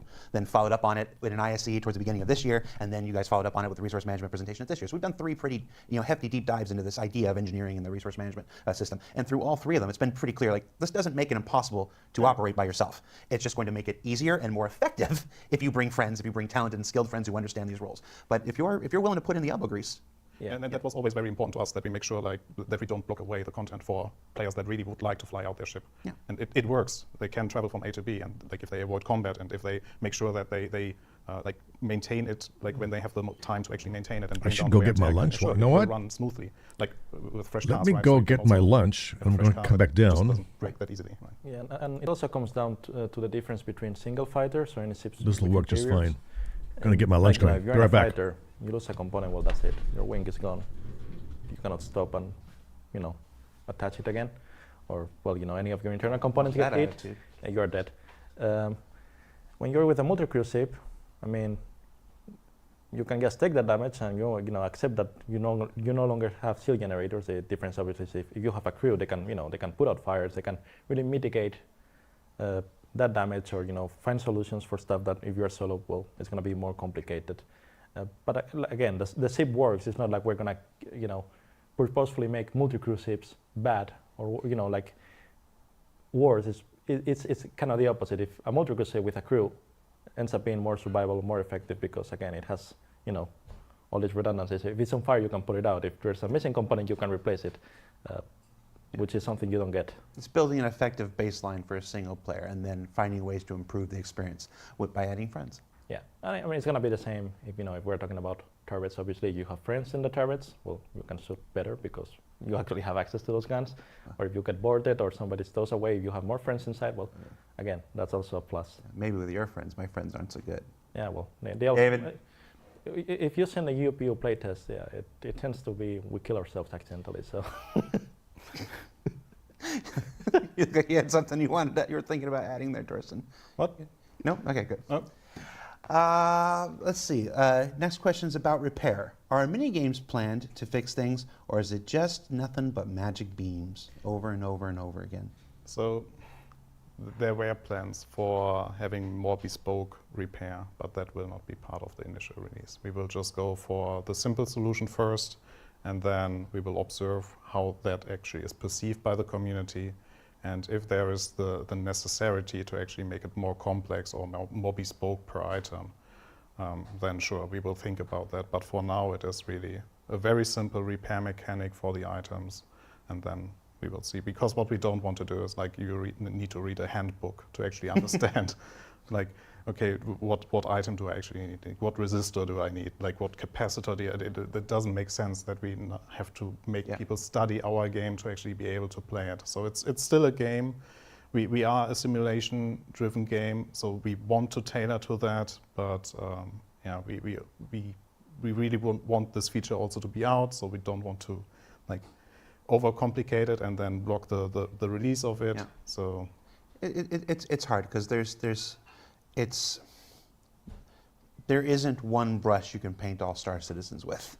Yeah. There are folks who want that 15-person multi-crew capital ship experience. There are people who want to be alone in a starfarer out in the wilderness, just helping people with nobody else. And then there's 100 brushes in between. So finding that sweet spot is always a bit difficult. But I agree with this idea that you get it out in a simplistic, in a functional form, and then you see how it fits with everything else that makes up the entire physicalized damage system. And then it's like, okay, if it does need more complexity, then we add more complexity. And it could be that all the other complexity we add for all the other systems is plenty, and repair is just fine with a simple beam kind of thing. So yeah, and though that applies to actually repairing the item with the beam, obviously you still have the damage control of the whole ship, which involves, you can have fires, you can have bad atmosphere, you can have, well, actually loss of atmosphere or, toxic atmosphere due to a fire. Or you could also have relays being knocked out, and you need to figure out which items to, turn off or turn on to compensate and keep fighting as well as you can until somebody can repair that. So there is already a degree of complexity to the damage handling. But yeah, the main thing is going to be right now for repairing just the beam, and we'll see. Yeah, but actually, you mentioned that we already have some items that need bespoke repair. So we have the fuses for the relay that needs to be exchanged. So that is a type of repair. We also have life support that is its own type of complexity with the scrubbers that you need to exchange to actually, like, at some point they will deplete. So this is also something that can be counted as maintenance or repair in this regards. Then, yeah, like Guillermo just said, fire is its own danger. So that is definitely something that has a bespoke counter to it, which is the extinguisher or even venting the rooms. So there are some things that are already a bit more complex than, like, in comparison what we showed at CitizenCon, repairing the power plant, which is, yeah, you use the beam to repair it. But yeah, as said, so we have already a lot of complexity, and well, I wouldn't say that our team is the best in handling multi-crew gameplay, but like we try to be good, and it's really hard to manage. Like, even with the amount of people that we had on the ship, you saw us fail in CitizenCon demo. We blew up. That wasn't intention that we blew up. We wanted to have a nice success at the end of the demo, but yeah, I was like, yeah, okay, let's leave it in. But yeah, so there's a lot of complexity already there. You make a very good point. I want to be sure we shot. Now, unfortunately, we had to, certain aspects of your presentation, it says we had to rush through because somebody had to be scheduled after the Star Engine presentation, and they ate up a lot of time on that stage, and deservedly so.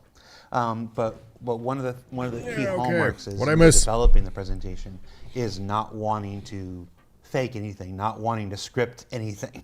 You were going to set up the scenario and just fly the ship, and whatever was going to fail, however it was going to fail, and you were going to deal with it however you were going to deal with it. On rice. And I really appreciated Some that. Pickled daikon. Watching it going, oh, they didn't succeed. So we have pickled carrots and daikon, which are used on banh mi, which is Vietnamese sandwiches. Chili, which is, I guess, from the south. Rice. There's a weird mix of everything in the fridge. Protein, carbs, bit of flavor. It's like, well, sometimes that's what's going to happen, and I think that's one of the hallmarks of Star Citizen is we try to present as honest and as forthright a picture of things as we can whenever possible. And that, good. Yeah, it's like we tried to save it. We didn't do it that time. Yep. Speaking of that demonstration, this next question says, earlier in ISC we saw subcomponents for generators, coolers, and all that stuff. And it even has its own damage model. But in the CitizenCon demo, it looks like this type of engineering doesn't exist. Have subcomponents been replaced by relays, or they just weren't part of that demo? So, I mean, I guess the fuses for the relays are part of the subcomponents we have. And we also, the last... What's the topic they're talking about? Someone bring me up to speed. What's the armor you wear in the game, Osmano? Mano, that's the executive... Is it PAB? What's the executive armor in the game? It's whatever armor you get at concierge level. Is it 1,000? I don't remember. It showed up in my hangar one day. Support system also has a set of subcomponents, the scrubbers, for example. And not only the scrubbers, but... Yeah. And, well, we were also thinking, maybe some components we were thinking about the other day may need to be subcomponents of maybe the CPU or of the avionics system or of the power plant. So yes, but only the way to say it would be like, yes, we have some components, they're still going to exist in some form, but only if it really makes sense if it's adding some functionality. Because that's where just modeling health with. You don't need to drill down on every single thing just because we need to drill down on every single thing. Yeah, that's like our credo, or it started to be our credo, which is like we really want to have meaningful gameplay rather than complex gameplay for the complexity's sakes. So this is like something that is starting to be very, very important for us. And but also to answer concretely on that question. So we have them on our plan. They are not currently planned for the initial release because there are several reasons, but like especially content would just kill us if we would just say, by the way, we want to have some components for every item, and then we're often fond of saying bring it to the point of realism, then bring it back to the point of fun. Exactly. Like this, I just saw this wonderful 25th anniversary documentary for Half-Life, done by a guy I really respect, Dan O'Dwyer, who he and his team made it for Valve and whatnot. And there's this wonderful moment where Gabe is just like, I don't play video games to be real. It's like I got realism in the real world. That's not fun. It's like I got to play video games to be fun.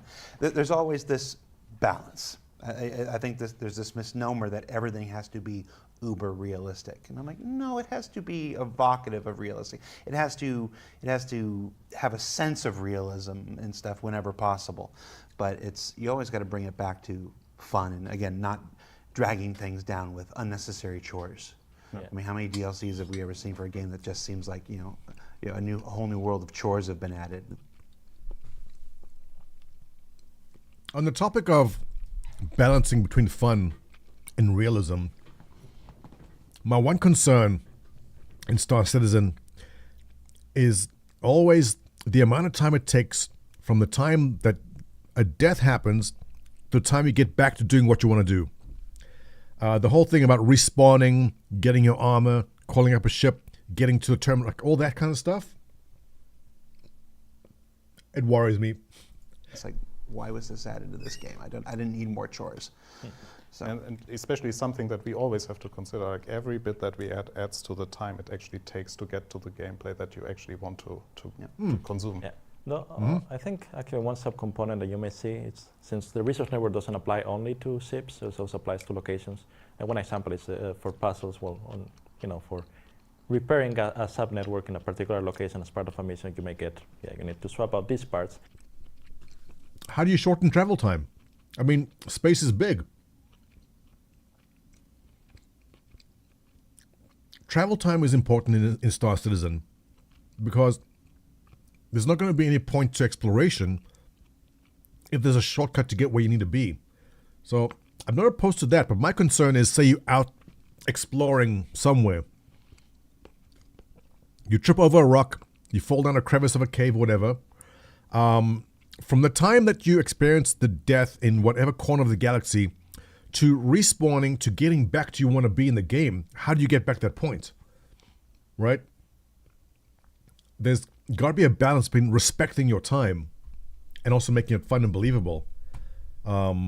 So I can imagine that not having a spawn point close to you, and that's the danger. But knowing this game, I mean, falling down on a rock or something and dying, how do you get back to that game loop which you wanted to do without taking 3 hours? What's up, Athy? Welcome. Which may be bespoke or may also be the same kind of parts we use in SIPs. So it really depends on the level of complexity we want to add to a particular area of gameplay. So we're talking about relays. We have relays for power. Are there any plans for additional relay type points for coolant, fuel, or data? So all of those actually go through the same set of relays. That means generally if you knock out a relay, all the resources you want to get to the items stop flowing that way. What we do have is kind of the opposite. Is relays that do not allow some resources through. This makes sense if you think of a starfarer. We have the external tanks on one side and you have the internal tanks, and when you're giving fuel to some dude, you don't want to be draining your internal fuel tanks. And you know, as far as the game is concerned, they are the same thing. They're just fuel tanks. Why cannot I take fuel from them? So we added relays that do not allow that kind of connection between both sides of the network. But we still obviously can have an alternate bypass that is turned off by default, and if you want to do that, we would allow it. But yeah, as a general rule, most SIPs or most situations, you're going to have all the resources going through the same route, and if you lose the connection, well, that's it. I really like this question, actually. So obviously, you know, there's a generic setup for ships, and different ships will have different numbers of relays and different, you know, complexities and stuff. We've been using the Hammerhead as a wonderful example. We showed the Hercules at CitizenCon, so like this.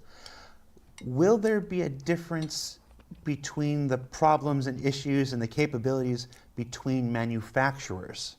Like they're specifically asking, he goes, will Drake have more electrical faults on average than like an Origin ship?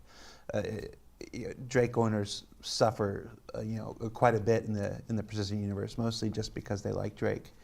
But is there anything manufacturers? I'll get off of it. So are there any manufacturer-specific things built in for this? There are actually two answers to that question. Okay. So the first part is every ship will have a somehow bespoke layout of where the relays will be located and how they will be connected. There will be differences between military ships, civilian ships, with military ships having more relays than civilian ships to allow for more redundancy. There will be also differences between like manufacturers, because just like the way that their ships are looking, because we have to fit the relays on them, and that also dictates how the relay or the resource network is actually set up. And so there comes the first difference from. And the second is ship item manufacturers. So it's less Drake itself. So if you have like a very expensive power plant you put in your Drake ship, it will not suddenly like work worse. Because it's sitting in a Drake house. Because it's sitting in a Drake ship. No, it will still like, the wear and tear rate will be different. So if you invest more money in your ship items, they are less likely to be affected by wear and tear. Malfunctions might be even triggered less often. So item choice will matter in that regards. So even like coming back to the single player, so if you invest a lot of money into your ship and buy the best items ever, you even reduce the amount of like interactions you have to have with the item. So it's more likely that you don't have to run around alone in your ship and try to fix it. Yeah, and also in addition to brands, I think we already have it in game. You have the different classes of items. In the sense you have the competition, military, industrial, civilian. That's also part of the balancing there. Competition item will probably have a very short lifespan, because it's, you know, we expect you to, you know, to go after the race, go back, change it altogether or repair it, while an industrial or military part is expected to be in the field for a longer time. So that will affect, the wear and tear rate, and obviously, therefore. Okay, that I didn't know. Competition parts will be strong, but will break very quickly. So shields, there's such a thing as competition grade shields. They may give you a boost in the short term, but break faster. So the component system and everything, not all Drake ships will be created equally. So to customize the ship. The grades will get a different meaning, like the types will get a new meaning to that. Yeah. Oh, also, since again, this goes back to the damage system, which also, because we, without damage penetration and stuff like that, we don't actually get the fires or the actual damaging of the components. There the SIPs also become a bit more relevant. That was a good lunch. What materials the manufacturers use normally. Picked up this chinsu, and I'm kind of liking it. It's kind of sweet. It's Vietnamese, really. I had no idea. You know what? It's interesting. I picked it up on a whim. It was on sale, so I grabbed one. It's kind of sweet, a little bit of spice, not too bad. It kind of pairs well with my lunch over this. So a yes on chinsu. Oh, I see there's extra hot too. Didn't get that. It's the first time I tried it. It's a lot more sweeter than the what's it called? The normal.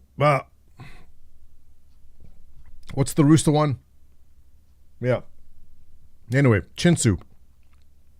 Kind of sweet, kind of spicy. Not bad. We already have some differences planned on, this brand usually uses this type of alloy, which has some certain properties, which is how you get lighter shapes or heavier shapes or less armor shapes, as a rule. Sometimes I feel bad about making fun of Drake owners, but we're all just having fun, folks. It's in the lore of the universe that the universe generally looks down on Drake owners. None of us think anything less of you. Think I am a Drake guy. Sriracha sauce. If you look at my ships, it's sriracha, but sweeter. That's what it is. Available in Walmart. Interesting. Okay, I picked it up from TNT. But yeah, it's got a sweetness to it, a bit of spiciness. I think I kind of prefer it to normal sriracha. I have to try it a bit more. Welcome to my channel, by the way. We talk about Star Citizen and condiments. Has more sugar.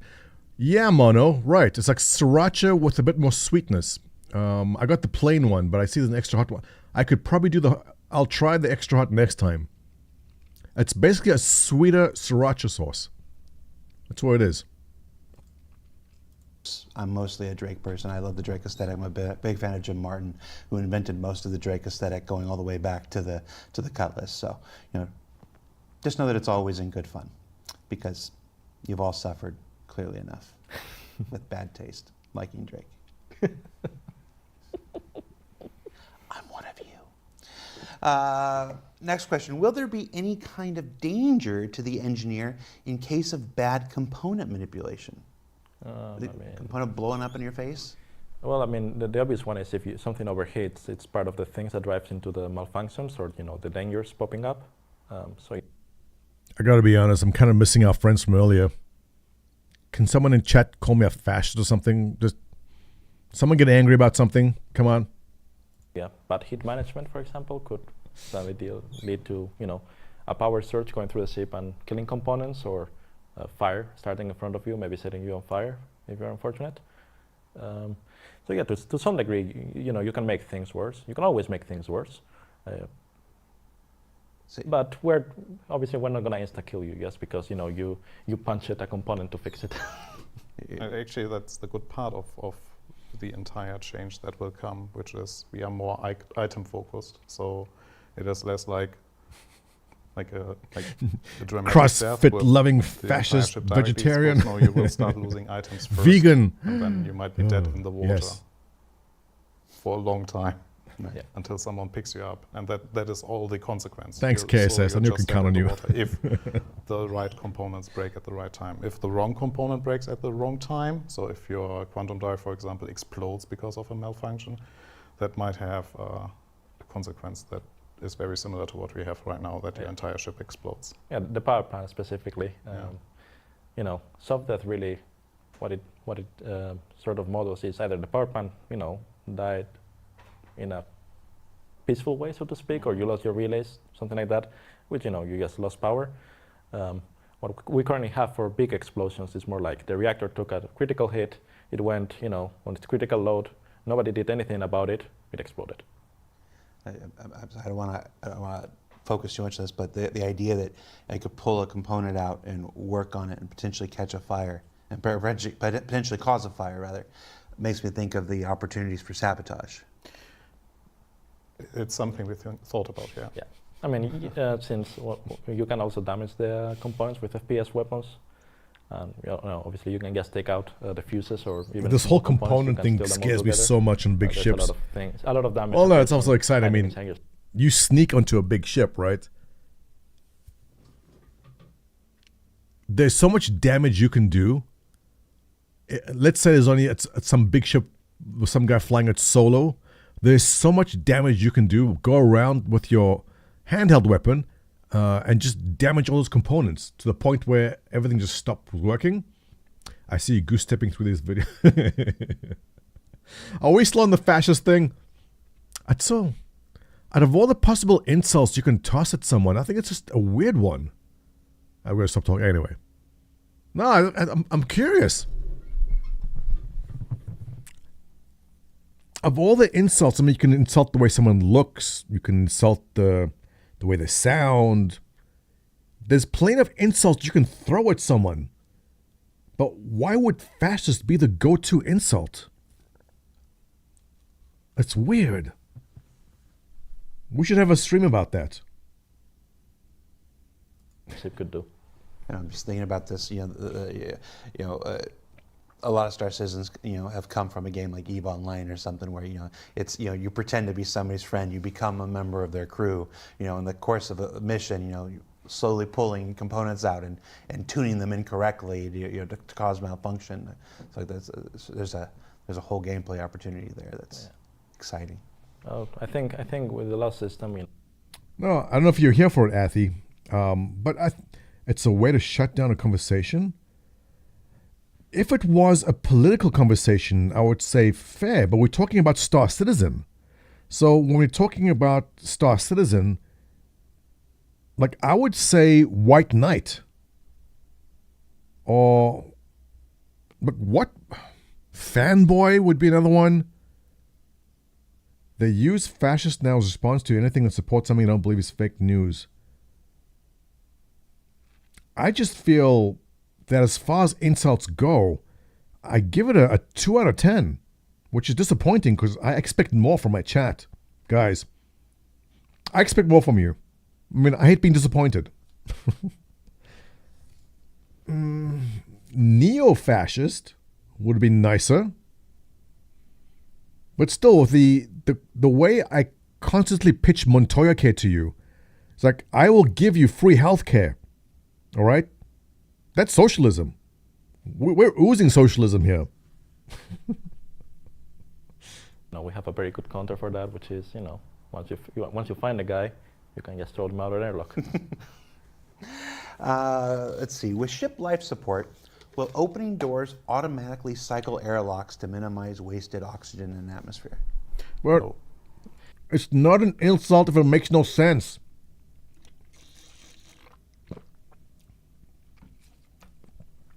It doesn't make sense. It's like going to a Bernie Sanders political rally and shouting that he's a white knight. There's no connection. It makes no sense. Yeah, like if there's an airlock, airlocks work like an airlock is supposed to work. They will actually cycle in, probably ideally in a smart way. If there's good air outside and good air inside, no need to cycle. But in most cases, the airlock will behave as a real-world airlock should. On the other side, if you open the door of, let's say, you open the cargo bay of an H2 while you're in space. Well, we got to hear it, Cyberwolf. What was it? Cyberwolf saying he had the most idiotic conversation with my 20-year-old nephew last night. 95% of people don't know the actual definition of fascist. He like socialism is awful, but it's so bad.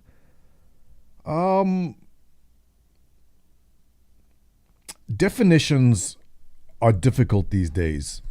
And that's the thing. People will say things, but when they say the word, what you hear and how you define the word might be different from what they're saying, right?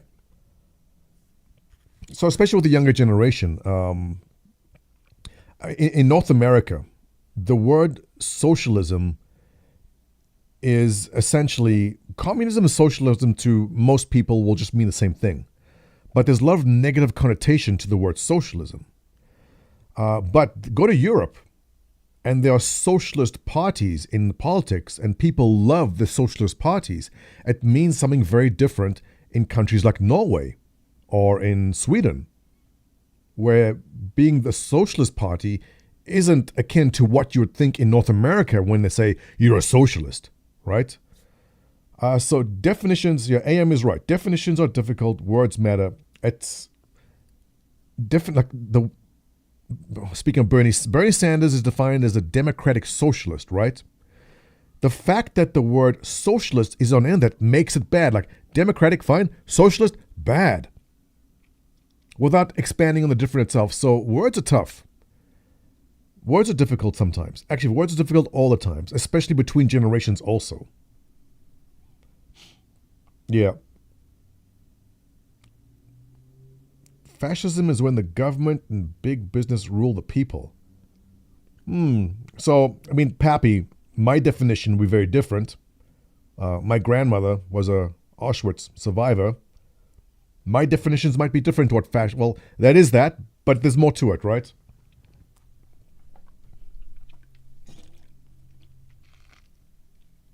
Look up Google definition of communism and socialism. Yeah, look, we all aware, but the point I'm making is that there's a connotation, the word socialism itself has a strong negative connotation in North America. Go to Europe and ask them there, and to them, socialism means, well, you know, healthcare taken care of, education taken care of, good infrastructure, good transportation. That's what socialism means to them. Ask the average American, what is socialism to you? And they'll just rattle off communism, right? Back to Star Citizen. There goes your... Yeah. But like, not all ships are ideal for all scenarios. Some of them are, you know, have these EVA suit lockers, and they have these double airlocks, and, you know, particular paths to get to space, which are safe. In others... Right. Nazis were socialists in their name. Yeah, that... Ask anyone in Germany if the Nazis were socialists, and you'll get a very different answer. Well, the same way that the Nazis were socialists because it's in their name, the same way that North Korea is democratic because the Democratic People's Party is in their name. So you can put stuff in your name. It doesn't make it true. Socialism and high taxes, T. Jonas, correct. As long as you're getting your money's worth for those taxes, right? Having lived in Canada and having lived in the States, end of the day, while taxes are high in Canada, you're getting health care. In the States, I was paying my health care out of my pockets. So if you're getting your money's worth for your taxes, that's very different. They are not really that good for that. Obviously, you can always bend your ship so you don't lose the air, but that also comes with its own challenges. Your engineer or whoever is on the console needs to manage it properly. So that's also where part of the ship roles will come in. Us people from Italy were a fascista. That's what it is. Yep. They know. Which are better built for... Back to Star Citizen. Versus others. Yeah. You don't want to add too much automation to it because you want to leave the agency in the hands of the players. And, you know, to be both good at managing it and to be bad. That's a certain agency too. Like some people like being bad at Star Citizen. Yeah. Come on, David. Yeah, we cannot make it too safe, else, you know, you don't get hurt and it's not funny on YouTube. Will we need to memorize ship layouts, or will we have the ability to target subsystems as well as our point of impact directly, or will that require more advanced scanners or dedicated scout ships like the Terrapin or Hornet Tracker to allow sharing this information across the wing of ships? That's a stupid question. Of course you can target subsystems. You don't need a Terrapin to tell you where to target a ship, right? How do you feel about expletive appearing in chat scroll. I don't mind. KSS. What was the... Well, it depends. What was it? Was it bad? I mean, if it's just said as a random thing on a scroll, but if it's meant to be insulting someone else in the chat, probably no. If it's aimed at me, I'm okay with a little bit of it. But if it's derailing the chat, then I would say probably remove it. Right? AM, what'd you say? Now we have to know. I gotta know. What was it? The F word? I don't know. Okay, but what way? I mean, was it as an adjective? As a verb? A noun? A conjunction? It depends. It depends how. I mean, it's a very versatile word. Speaking of the terrapin, when they're going to make it useful, who knows? I know there's going to be a million terrapin owners out there screaming in joy when it finally does get a use, right? So basically, is there a reward for the more that you personally understand the layouts of ships and where to shoot and where these components are for bullet penetration and stuff? Or is the scanner system just going to take it all for you? Yeah, but the serious on KSS, as far as the swearing in chat, listen, we're all adults. Used once or twice for something, fine. If it's two people arguing with each other, then no. Right? Yeah. For us. Well, we're going to have subcomponent targeting. It kind of... Okay, this is actually a good conversation. Moderation. Because KSS is a new mod now. Not as an insult or anything, just using a sentence. Here's the thing. If you have served in the Navy and you're incapable, or if you're Australian and you're incapable of completing a single sentence without an explicitive in it, then I understand. I mean, Athy is foul-mouthed, and I have to keep telling her to watch her language all the time. No, swearing in chat scroll doesn't affect any kind of monetization for anything in YouTube. The only thing which affects monetization in YouTube is music mostly. So, I mean, those TikTok videos will get flagged immediately and go, you cannot monetize this because of TikTok videos, which is fine. I mean, I don't monetize the live videos as it is. There's nothing to be made from that, really. But, swearing as an adjective or verb, fine. Swearing at each other, probably no. I mean, rule of thumb for that is anything which derails the chat. So if there's a flow, you can see right now there's a flow happening. And if someone comes in and just derails that, then that is probably not. Case is doing a wonderful job in his first half hour as a mod. You're awesome. Thank you. Asking the right questions too. So yeah, Army 12 BC and Athy can go at each other. Just go crazy, guys. Just let her rip. Exists in some form in the game, but it's not really... I think Yogi showed it even at yeah. CitizenCon. Yeah, actually, yeah, for the turrets, obviously, it will also be used for stuff like, try to hit the power plant or try to hit any other internal component. At the same time, yes, if you know it, if you know where each ship's components are, you already know where to shoot. Obviously, the targeting helps you, but anything you bother to learn or any experience you have is always going to be superior, I think. Yeah. Especially when it comes back, you mentioned sabotage. In that case, your use of scanners is a bit more limited, and knowing exactly where you need to go, how to deal the most damage, it's always a good skill to have.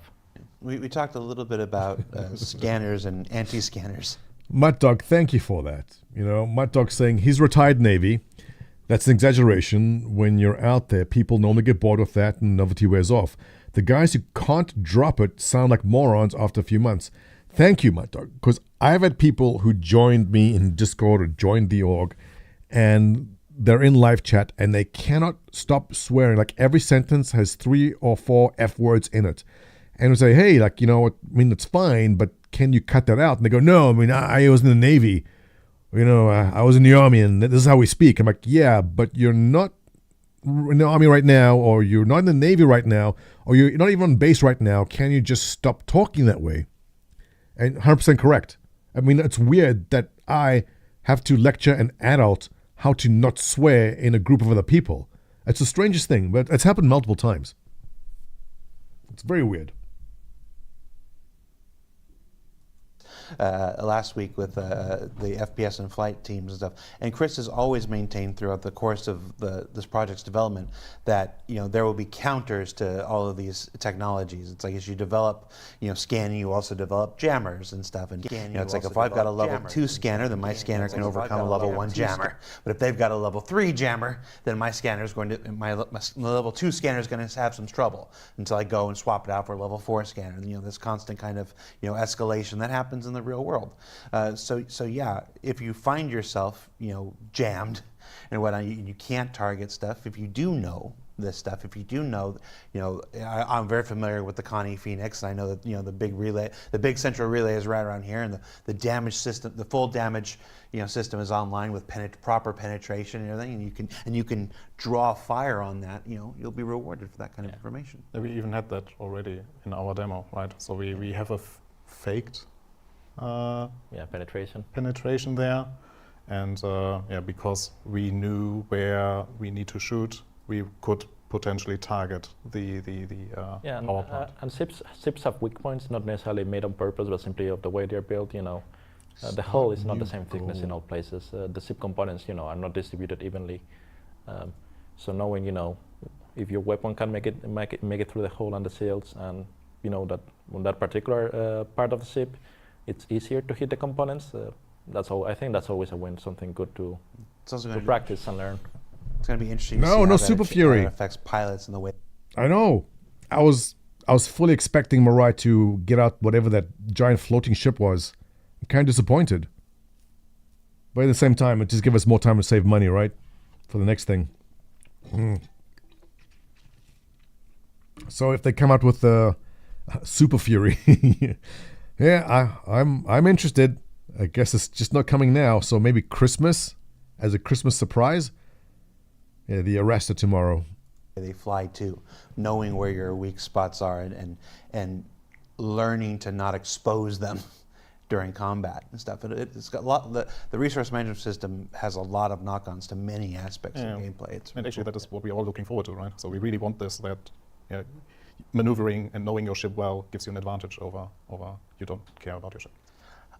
For single crew vehicles, how will the pilot be notified that components need to be addressed? Well, your ship will be on fire. Fat Fury. No, but currently you already have, with the new MFD, nice. You have probably a better display. You already know that, you have this little picture of your ship in the MFD, and, you say when you get hit, you see the red mark, and the components slowly go red from blue. That's going to be part of it. Obviously, just to get the messages. Drake ship got leaked? What? What do you mean?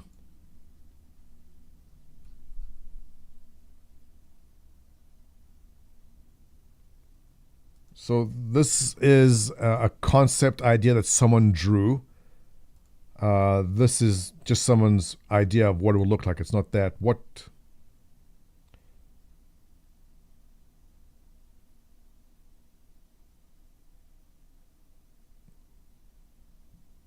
Drake ship.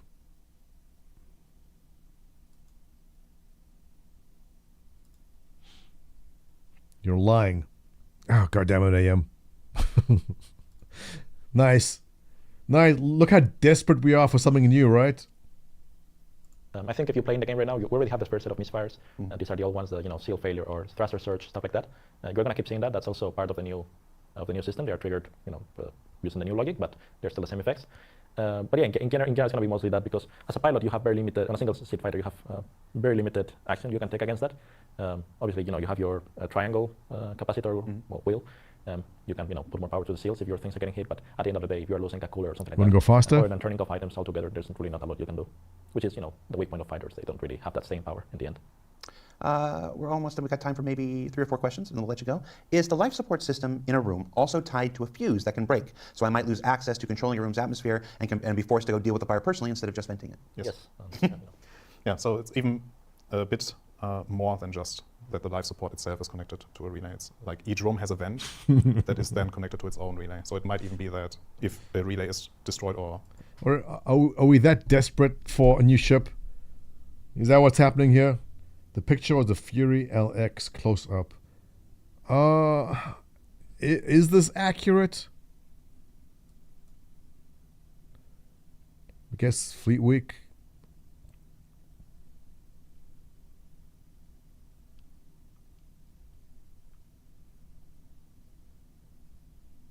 I mean, what was the source of this anyway? Did someone just draw it up based upon that? I mean, that's what it looks like, right? You can see the arm there, and there's an arm there maybe. But yeah, if this is something that does come out, I am very, very interested.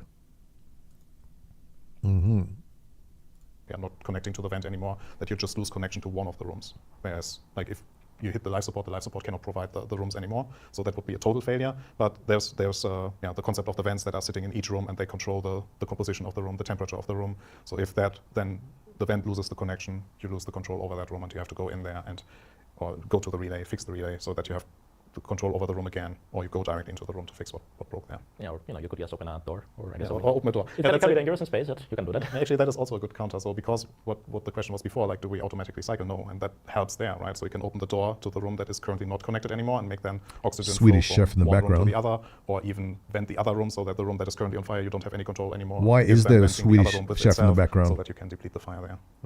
While we're still talking about life support, where does the air come from? Is it stored in tanks, or does the life support component take electricity and simply generate air? Yeah, well, that is an open discussion right now, so it might change. So as of now, I wouldn't even thought about that. The question is, where does the air for your ship come from? It's not stored in tanks. I guess it just gets generated magically, right? Of now we have a tank that stores the atmosphere that you have in your rooms. So if you have a room, let's take an example with one room, and you want to vent that room, we don't vent the atmosphere in that room outside. We vent it into an auxiliary storage so that you don't lose it, because we see the atmosphere as a finite resource, and you should really care. Really? That's more fidelity than I thought they would have. The atmosphere in a room is a finite resource. Huh. About your atmosphere in space, because it's a precious resource, right? And so you vent it into the storage, so you have the room now completely empty with the atmosphere. Correct. Submarines generate the air. They got those oxygen candles. In fact, if you have not seen one before, it's very simple technology, actually. What are they called?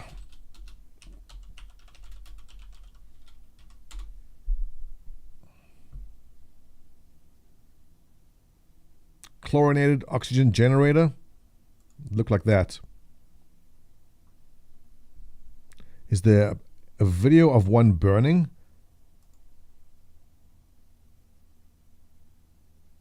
This is what it looks like after it's burnt, right?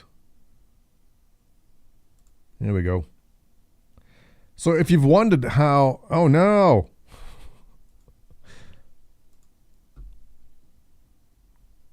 If you've ever wondered how submarines make oxygen, right? Hey, it's me, Destin. Welcome back to Smarter Every Day. This is a lunar lander. That's a different series we're starting on Smarter Every Day. This is a nuclear submarine. Okay, we're getting derailed, but this is actually important and interesting. This is how submarines make oxygen. Someone get Cosmic Trader. Get Cosmic in here. Tell him we need his expertise.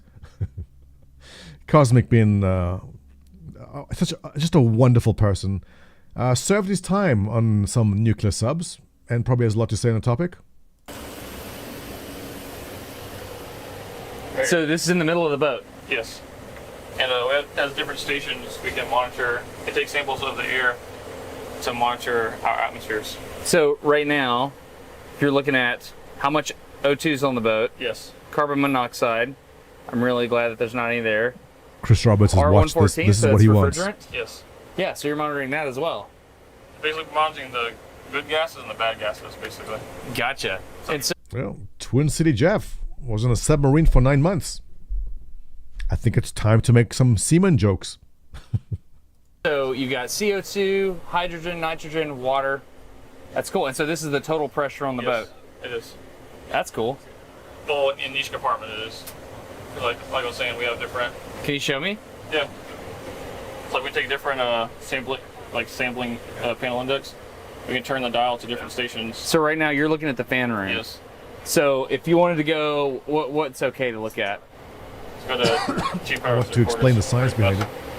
oxygen and carbon dioxide, but any kind of gases that might leak out into the atmosphere and harm people. So the next thing, I told you there are 2 ways to create oxygen on the boat, right? So for the first way, I got a little excited. I made a little 3D printed thing. We're gonna do a little experiment. We're gonna use electrolysis to create oxygen. Very excited Pay attention, about this. guys. Here's how this works. You did this in like 6th grade science or something like that, but you get 2 electrodes and you put them up in the water and you put electricity on one electrode and you complete the circuit, and of course H2O breaks into hydrogen and oxygen, right? So this was my thinking when I got on the boat. Well, I'm on a submarine. There's seawater all around the submarine. I can just take in as much seawater as I want. I have a nuclear reactor. I can just put electrodes, hook them up to the nuclear reactor, and then just put those in the seawater, and I can provide oxygen for everybody on the boat. I'm a hero, right?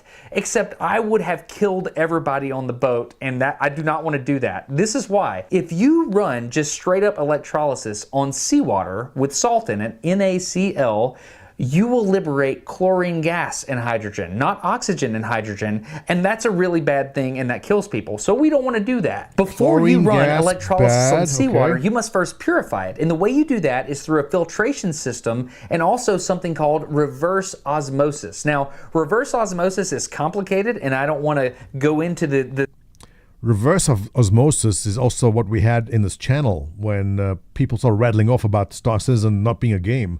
There's definitely reverse osmosis of the people in chat when that happens. great depths of that right now, but there's a lot of stuff on screen right now, and that's kind of what happens. Wonderful. Okay, let's come back here. So electrolysis, the way we're going to do that is we have this super pure reverse osmosified water in our little contraption here, but what we're going to do is we're going to add potassium hydroxide, and when we add that and then we hook everything up to the nuclear reactor, that potassium hydroxide acts like a catalyst, and it more freely liberates the oxygen and the hydrogen for water. And guess what? You can breathe oxygen instead of the chlorine dust. We were looking for the candle. Okay, we're stuck on this now, but we'll get to the candle. I was going to try to pump into the sub. That's how that works. Look at how big the difference is here. On the left, we did electrolysis on salt water. You can see we ended up with hydrogen and chlorine gas, which actually damaged the container. On the right, we did it with purified water using potassium hydroxide as an electrolyte, and that broke it down into hydrogen and oxygen, which is fine for the crew to breathe. You make oxygen by electrolysis up near the nuke. Is that what is that? The AUG, automated electrolytic oxygen generator. And we use water and a chemical called KOH, or potassium hydroxide. Got it. And we essentially shock the water, which creates oxygen. And so it takes water, O2 or H2O, and splits it from hydrogen and oxygen. And we use the oxygen to breathe, obviously. Guys, there's going to be questions at the end, so pay attention. This is important because in Star Citizen, there's going to be all this. Those are components behind him. Size 1 components. Right. And then we send the hydrogen overboard. Okay, so I told you there were 2 methods to create oxygen on a submarine, right? The first method is electrolysis, which I knew about. The second method was a little bit counterintuitive to me. This is a match, burning. Here we go. And as you know from high school chemistry, burning means oxidation, meaning it is taking oxygen out of the atmosphere and creating a chemical reaction. So right now, this candle is now burning, meaning it's oxidizing. So when I heard someone on the boat say, hey, we're low on oxygen, we need to go light a candle, that was counterintuitive to me. And what's about to go down? We're about to burn chloride candles, so make oxygen from the cans right over there behind you. Here we go. So you're gonna burn this? Yeah, so the way this works is the candle itself is actually inside this container. And then we'll put them in a basket like this one right here. Yeah. And the basket will go inside here. So if we open this up, we have a little striker up here. And on the tip of it is red phosphorus. So what we'll do is we'll have it go through here, and once the candles are in, we'll take this, push it down and twist it, and that'll light the candles. Okay. And this is the it cool lights part. kind of like a cigarette from what I've heard. I've never actually seen one lit. because we can't really leave the lid open when we light them because that's a Class Delta fire. And we can't really put those out. I'm assuming that a Class Delta fire is bad. How bad is a Class Delta fire? Okay. But yeah, that's really about it. That's it? Yeah. Okay. And it makes oxygen as you do it. How long does it burn? So each candle will burn for about 45 minutes to an hour. So both candles together, they can burn somewhere between 90 minutes to 2 hours. Really? Yes. Yeah, my apologies if anyone came in for Star Citizen, but we'll just get derailed on the stuff. I'm assuming you guys are okay with this, right? Well, tough luck if you're not. But I find this interesting, and I've actually watched this video before, which just shows how much of a nerd I am in that. But yeah, Class D is burning metal, like magnesium. Ah, okay. I feel like this content and your audience are on the same page. We're just expanding upon what they're saying here. They're saying there's oxygen in your ship. We need to understand the reasons why things are the way they are in Star Citizen. And to do that, we must understand how oxygen is created from burning a candle. Questions at the end. Okay, so you're going to burn 2 at one time? Yes. And so is this something you need to do or something you're just doing? We mostly need to do it right now because our normal way of making oxygen with the AUG, that's currently down. So this is sort of our backup method of creating oxygen. Got it. And so you're monitoring the oxygen level back here. Yeah, right? Lighter, come on. So you're monitoring the oxygen level here, and if it's low, then you burn the candle. Yep, and that'll help bring the oxygen levels back up to where we need to be. Okay, rock and roll. Here's Learn the it. good part. Here it comes. Science, XO. Science. So is this your job? Yeah, this is one of the extra things we do for our watch. So, because one of my jobs is to actually monitor the atmospheres themselves. So, whenever I notice that oxygen is getting low enough, I would have to make the recommendation to burn the candles. And then, if the chief of the watch agrees, then we'll burn the candles. And this right here is a byproduct after we burn them. Okay. We call these That is clinkers. fascinating. Honestly, I have no idea why we call them clinkers. I think the atmosphere and ship being a finite resource should only come in when your life support is damaged. So you know we're gonna need these in our ship now, right? It's gonna be a resource. And so you're opening the can back there, sir? Yes, sir. Yeah? Can you show it to me? Absolutely. So this is the bottom of the can. You take off this protective cloth. Pretty much helps keep the candle from being damaged while it's in the can. Do you have a flashlight? No, I don't have one on me. You have a flashlight? Perfect, thank you. Supposed to be lighted already. Come on. This is the top of the candle. So see what's explaining to you about the striker that ignites it. When the striker goes through the lid, it presses down on this center piece here. Presses down on that? Yes, and the striker has a phosphorus tip. Yes, sir. These candles can only be ignited due to a chemical reaction between the phosphorus and the chlorate of the candle. The chlorate? Yes. Okay, got it. And so that'll get it going? Yes, sir. Okay, let me get out of your way here. So this is a pretty hazardous activity then, because it involves fire on a submarine. Yes. Yes, sir. I don't remember if it's actually short being ignited. I'm assuming we do see it. It's self-oxidizing, so it makes it oxygen. About 1.5 years on this one. You've never seen this happen? Exciting. So you're just slowly getting down to the chlorate? Yes, sir. He's done this before.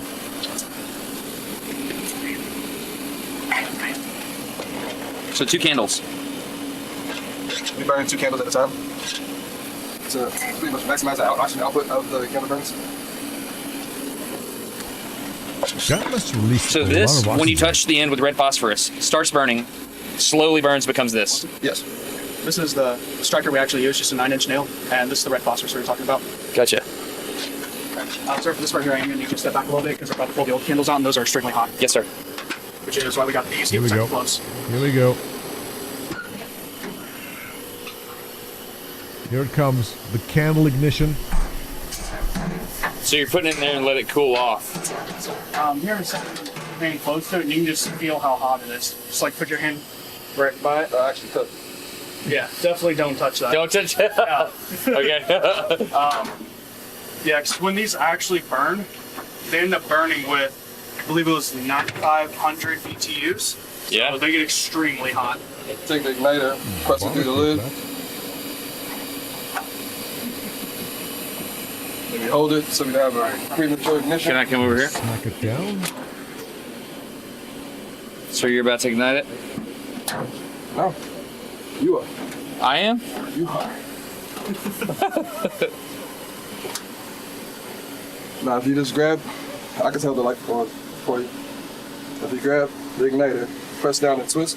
Okay, you hold the light right on it. So push it down. Push down, press down, and just twist it. Like that? Twist it fast, yeah, twist it. And press, then pull up on I it. want to see flames. I can see the There we smoke. go. So, Smoke. That's it. if you feel right here, you can feel pressure coming out of this pipe. Yeah. It's oxygen. And that is what tells us. That's where the oxygen's coming out? Yes, sir. And that's what tells us that the candle is ignited properly. Pure oxygen. Really? Yes, sir. So you're making oxygen now? I'm making oxygen right now. Is it? You are a creator of oxygen. Okay, it wasn't until I got off the sub when I totally understood. All right. I think we've all learned something. That was awesome. Now we know that Star Citizen is not a game until such time that we have our oxygen generating candles in it. Look, the guy was right. This isn't a game. It's not a game. But anyway, guys, it is 1:15 local time here. I have got to go get the kids from school shortly. So this was very educational. I had a lot of fun this morning. Thank you very much. Let's do this again Monday, and we will see where that takes us. I'm happy we got to learn about candles on subs. Also, that we have some former experts on submarines in chat right here. This was educational. In fact, you know what? Between the whole math and Nicole and the candles, we covered a lot. Yeah, we did cover a lot. Yeah, let's go see who can raid. Yoga Pants Girl, likely, right? It's always Yoga Pants Girl. Oh, she's not in Yoga Pants. Oh, wait, there she is. Yeah, I was getting worried for a second. Oh, there's two of them. They're multiplying. There's two Yoga Pant Girl. Look how she's sitting there. 5'11" Korean supermodel. What? Okay, as soon as the stream's over, I'm going to have to investigate that. A 5'11" Korean supermodel? Anyway, let's go check out what's happening in Star Citizen.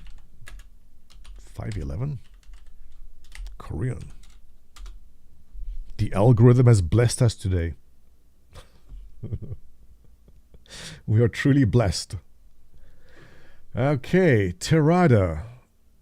The Germans and the French coming in strong. Very strong. Astropub we did the other day. Derwoo, I don't know. Loken? Detox? Yeah. I was just channeling Detox a bit earlier over Montoya. Let's toss to Detox. You guys good with Detox?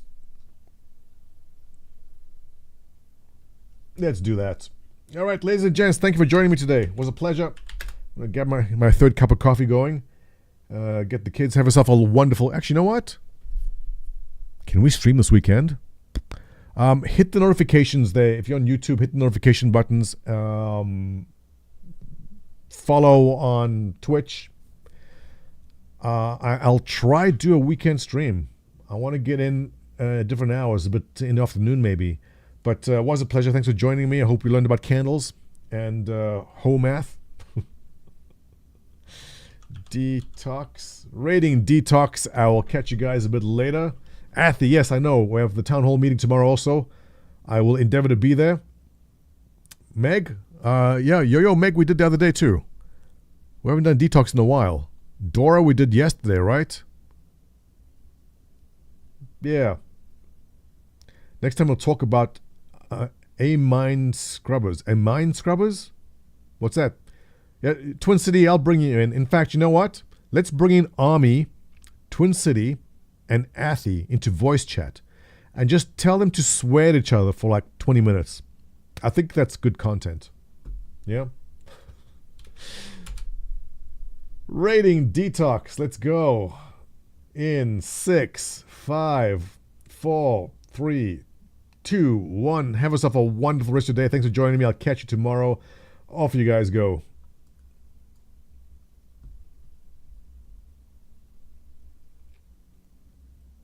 And now for coffee. There is no game.